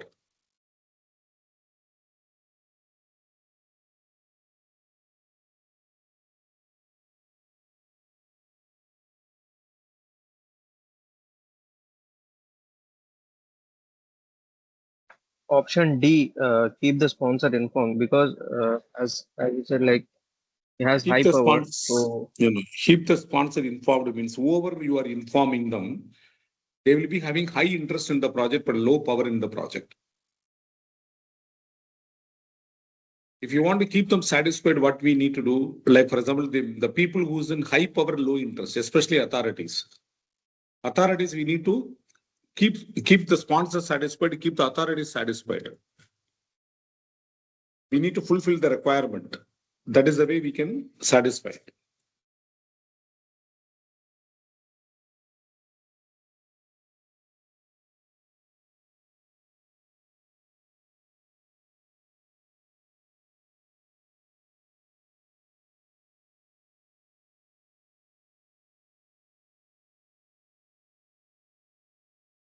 Okay, so now next we'll move.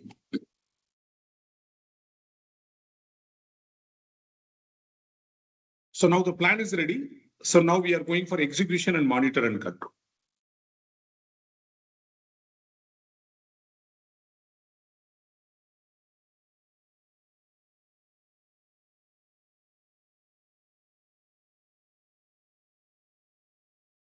So each tool, please understand, because the tools are your management activities.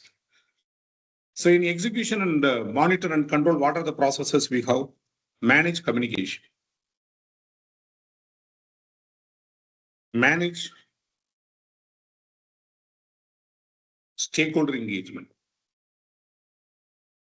and manage, sorry.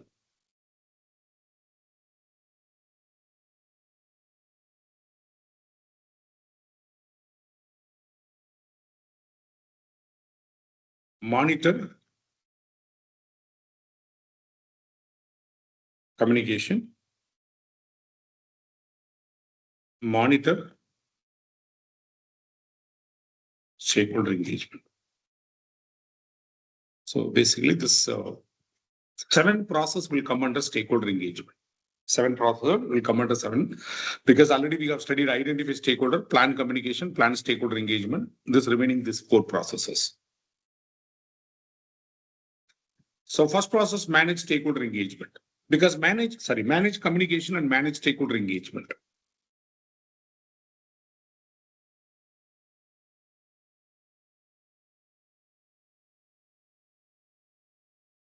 In managed communication, what we will do?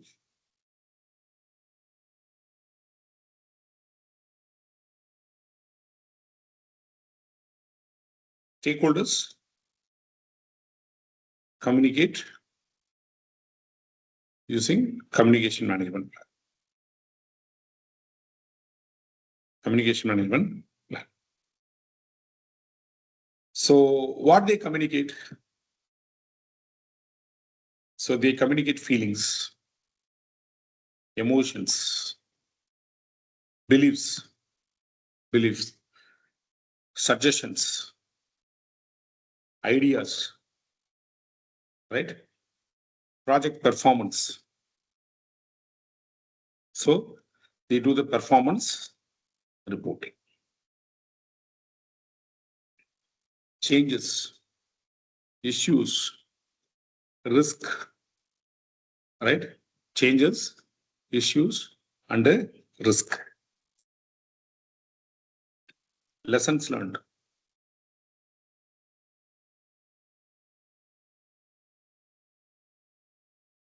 Right. Feelings, emotions, beliefs, suggestions, ideas, project performance, right? And changes, issues, risk, lessons learned, quality issue. Quality issues. Okay. So how they will communicate?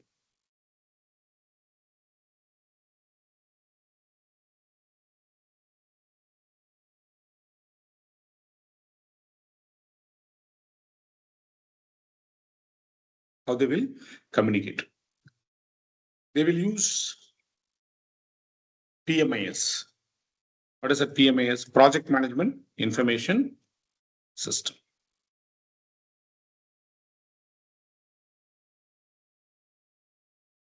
Project Management Information System. So the PMIS will be having communication tools.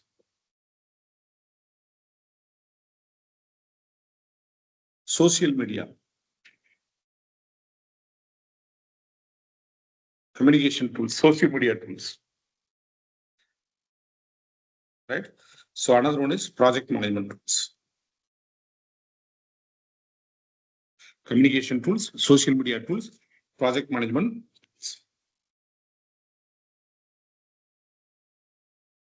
Right. What else they will use it? They will use active listening. Sorry. Face-to-face meeting. They will use face-to-face meeting. So in the face-to-face meeting, they will use active listening. Active listening. So what is active listening? Reflect, adapt, and follow. There is 3 rules we will follow. What is that meaning? Whenever you are in face-to-face meeting, you should keep eye contact, but you should not stare at the sender or receiver. Right? You should lean forward. Means like you are showing interest in the communication. And you need to ask appropriate questions whenever it requires. You need to make some sounds that you are actively listening. You are not just hearing the sound. And finally, when everything is over, you need to summarize and paraphrase it. You need to inform the sender. Okay, this is what you told me. This is what I understood. So the feedback is very important. That's called active listening. So we will use written communication, verbal communication, and non-verbal communication. Non-verbal communication. So non-verbal communication, we call them as a paralinguistic cue. Paralinguistic cues. So that's called non-verbal communication. So when we say non-verbal communication, it is about tone of voice, right? Gestures and body language. So those things are going to be paralinguistic cues, non-verbal communication.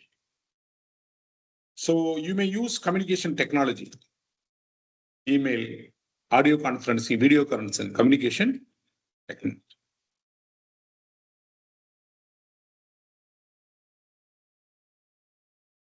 So you may use common and cave. So it is an agile project. In agile project, we use common and cave. What is common and cave? You have a common place to work together, right? Co-located team. You have a common place for a meeting, war room, meeting room, as well as cave. There is nowadays there is a pod, like a kind of a telephone booth. For a personal communication, you will be having a cave, common and cave. So information radiator. You will be having a digital booths. Traffic light is the information radiator. So traffic light, based on the color, we can understand what is the communication, what are the information it's communicated. Right? That's called managed communication. So we ensure that the informations are going between the stakeholder. Information, like a flow is very normal, like effective communication, efficient communication. Those things we will ensure it. So because of the communication, appropriate communication, so you ensure that managing stakeholder engagement will be easy. The stakeholders are coming for appropriate meeting. They are involving in discussions. They are giving decisions. So all those things would, like for example, that's called managing stakeholder engagement. So the result of managed communication. Result of managed communication is project communication. It's a document we prepare. Project communication. So those project communication will be sent it to, right? We will use it in, like for example, improving the resources, resource performance, risk related information, all those things will be documented in project communication. So that's managed communication and manage stakeholder engagement. So next one is like, for example, monitor communication and monitor communication and stakeholder engagement.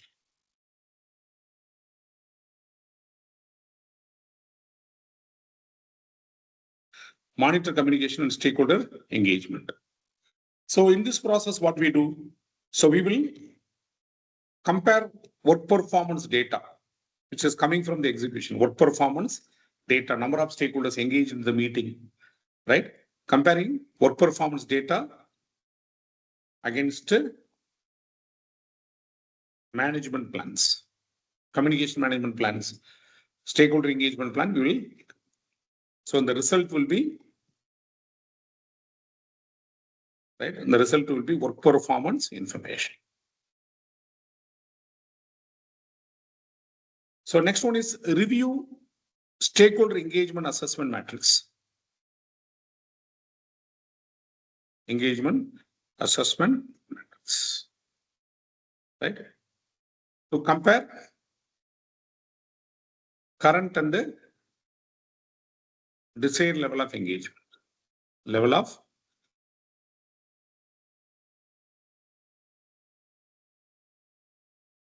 engagement. Review stakeholder engagement assessment matrix, right? So desired level of current and desired level of engagement. There's a two engagement level we'll compare. Is there any gap? Then we will perform the root cause analysis. So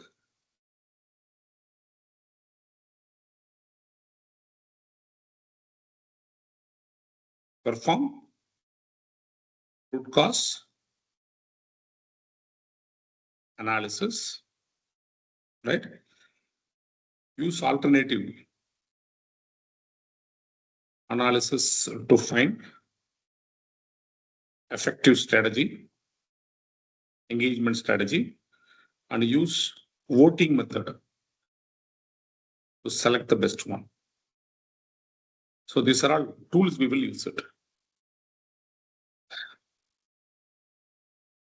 So perform root cause analysis, use alternative analysis to find the best strategy, and select the voting method, right? To select the best one. Right. So apart from that, review any documents to understand the engagement level, customer satisfaction survey,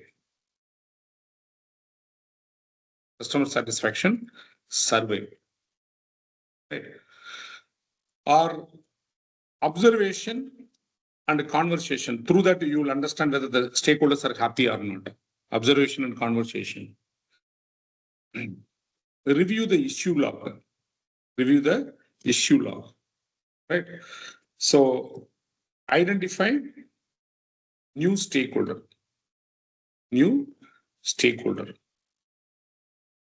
Identify the new stakeholder.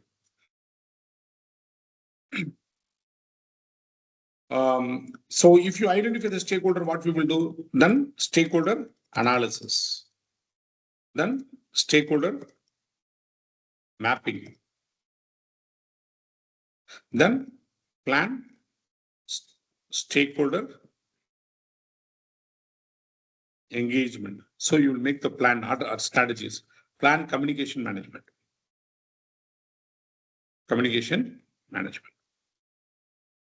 So this all those processes will be performed in case if you identify a stakeholder.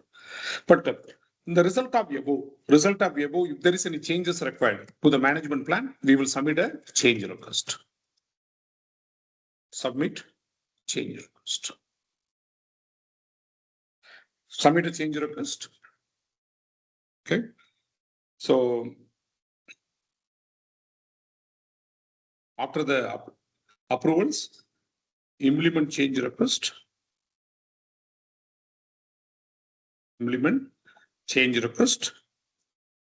Right? Then update project management plan, and update any document. So change request only to use to modify the management plans, not for the documents. Update project documents. So you have identified a new stakeholder, those information will be documented. So this is what your two performance domain, which is combined as a stakeholder engagement. So we have 7 processes, right? Those 7 processes: identify stakeholder, plan stakeholder engagement, plan communication management, monitor stakeholder engagement, monitor communication, and manage stakeholder engagement and manage stakeholder engagement. So stakeholder and communication both are interrelated processes, right? So if you have a good amount of communication, then you can have a effective stakeholder engagement. If you have a problem in communication, you may miss the stakeholder engagement. This is a concept. Based on the concept only we studied.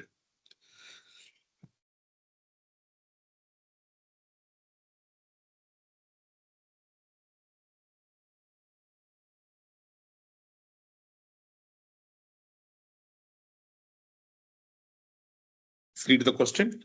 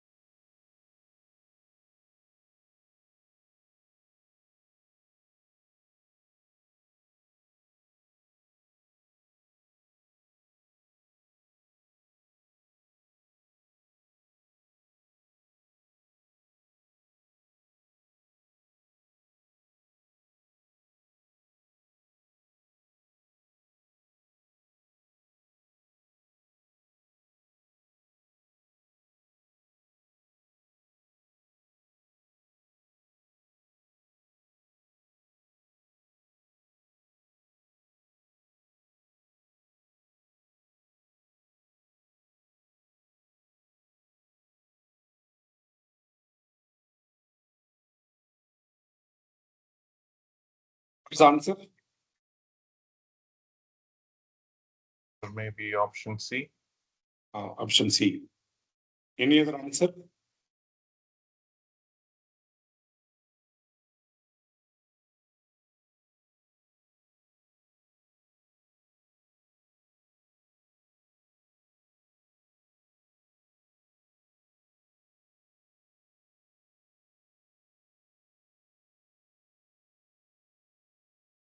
Anyone other than that?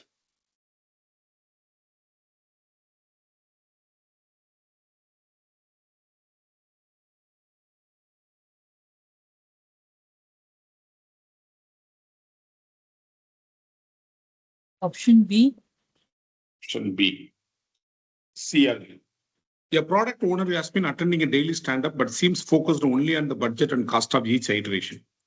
When addressing those inquiries, the project manager explained the rationale of the spend and the impact on the product development. The product owner does not seem interested in the rationale, only in the amount spent. What should the project manager do in this scenario? Adjust the daily stand-up to first address the budget, then discuss project status once the product owner leaves the meeting. So that is not a practice, basically. So what is the practice in a daily stand-up meeting? We discuss only three information. What was the work we have done yesterday? And what are the works we are going to do today? Is there any problems or issues or impediment or any suggestion? Only three questions only will discuss by everyone. So A is removed. Modify is the communication management plan to send daily budget status updates to the product owner. That is also not recommended. Meet with the product owner to educate them on the value delivered by the project, not just the cost of development. Break out the budget to reflect daily spend and provide this to the product owner to address their concerns. Okay. Meet with the product owner to educate them on the value delivered by the project, not just the cost of development. Cost of development also sometimes important, actually. But every iteration will follow a fixed cost as well as fixed time. Fixed cost and fixed time. So we will go with the answer C or D.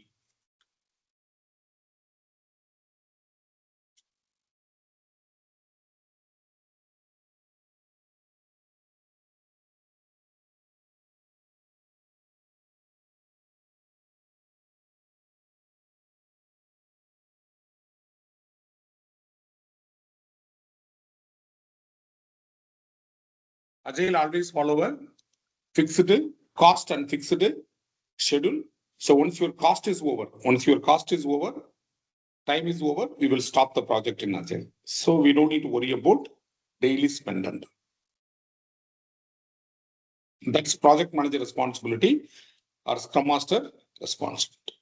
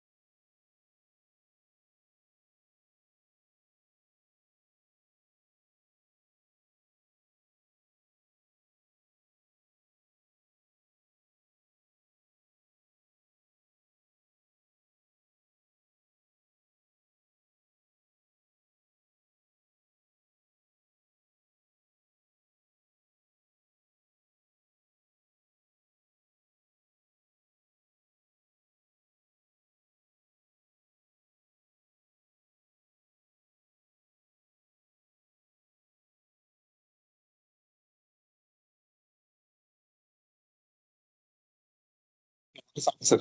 Is it option B? Stakeholder in a multinational project are experiencing cross-cultural misunderstandings. A seemingly small cultural misinterpretation during the planning phase resulted in failure to approve the project management plan.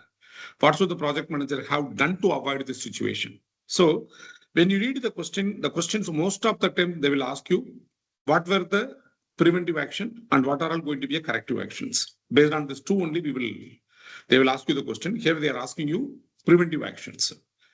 Review the lessons learned register to understand previous cultural mistakes made by the organization. Okay. Researched common cultural mistakes made when dealing with the stakeholders from the countries involved with the project. Monitor direct and indirect communication during initial interactions to minimize the chances of misunderstanding. Held a workshop with the stakeholder before the initial meeting to develop a common communication language. So D also possible. D also possible. So you said B, right?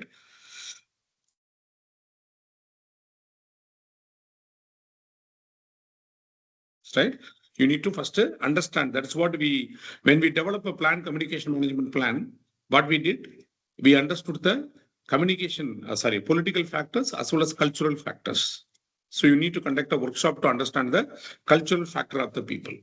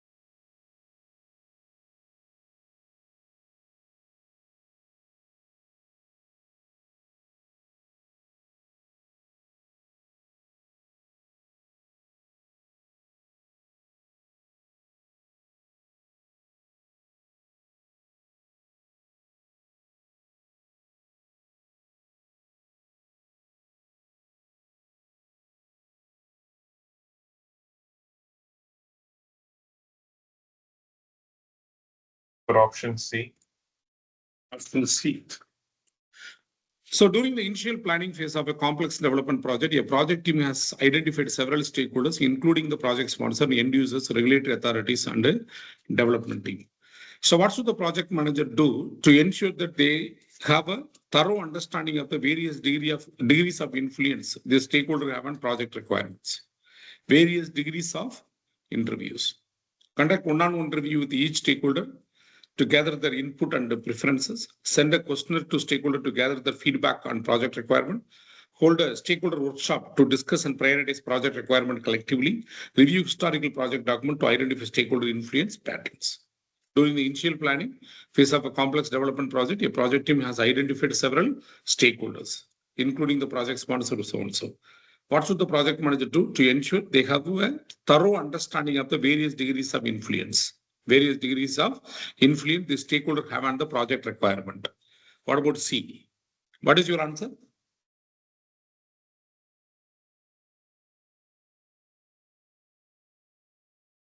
Conduct a one-on-one interview we can conduct, but if you have like large number of stakeholders, it will be a problem. So we'll see with the C. What is the answer? Check. Right. You need to conduct a workshop.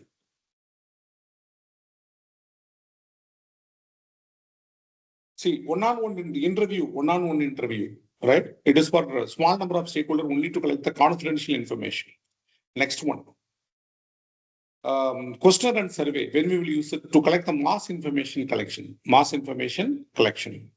And workshop means we will go with only focus group, like relevant stakeholders, and we will sit and discuss.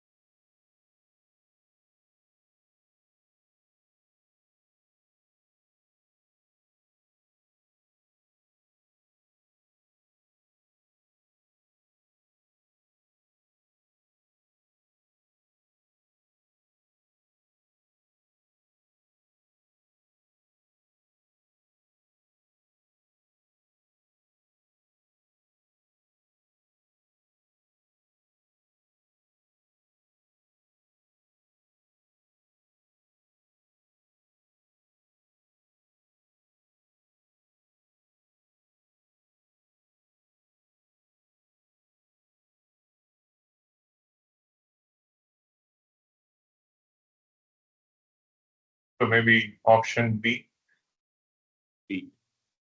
The project manager's last IT information project was cancelled due to a misalignment of a business process with the accounting department. A similar project will begin soon, right? And a process alignment activity will be planned to identify potential scope changes. What should the project manager do to ensure a collaborative and incremental approach to the process alignment work is utilized? Identify an external expert team to research and apply best practices.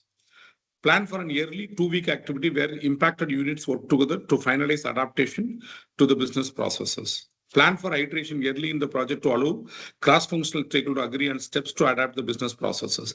Plan for iteration late in the project, right? So maybe we can go to C.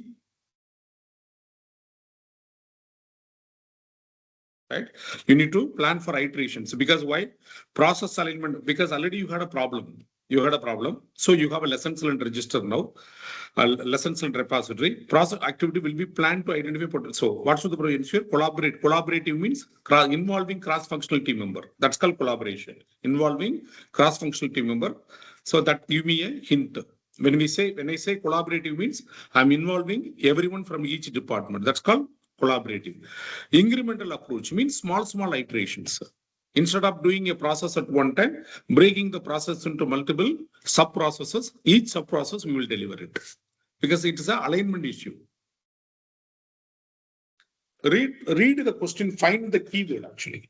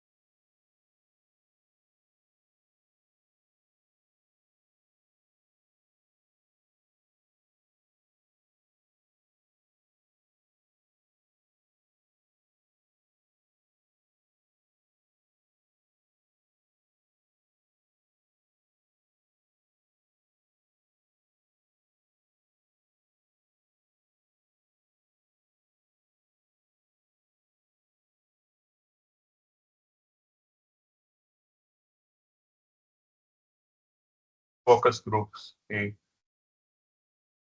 Questionnaire.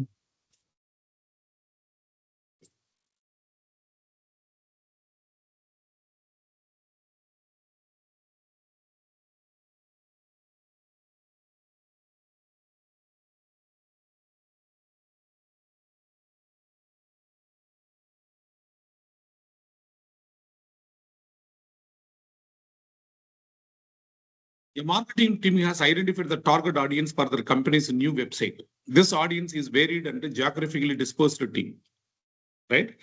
But the marketing team wants to compile a statistical analysis quickly. What tool or technique? Focus group, question and survey, interview, benchmarking. Quick, which is a quick method? Focus group. Okay, focus group also, it's like an interview only, right? Questionnaire, collecting mass information collection. Benchmarking, we cannot do it. Benchmarking, leave it. So we'll go with the audience is varied. So not the team members. So we will go for questionnaire, we may go. Because it's a mass information collection. Mass information collection. That's why audience is varied and geographically dispersed. Interview is not possible.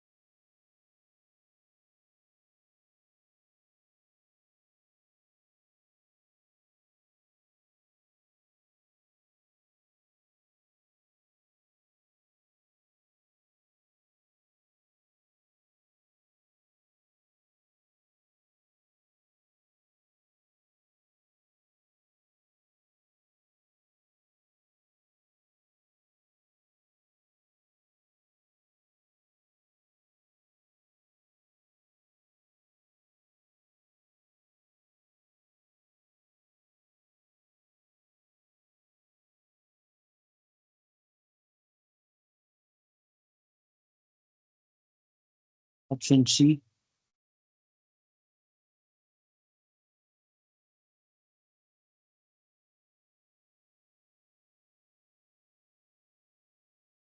When a project manager finishes the identify stakeholder process, which of the following is the main output? Identify stakeholder register.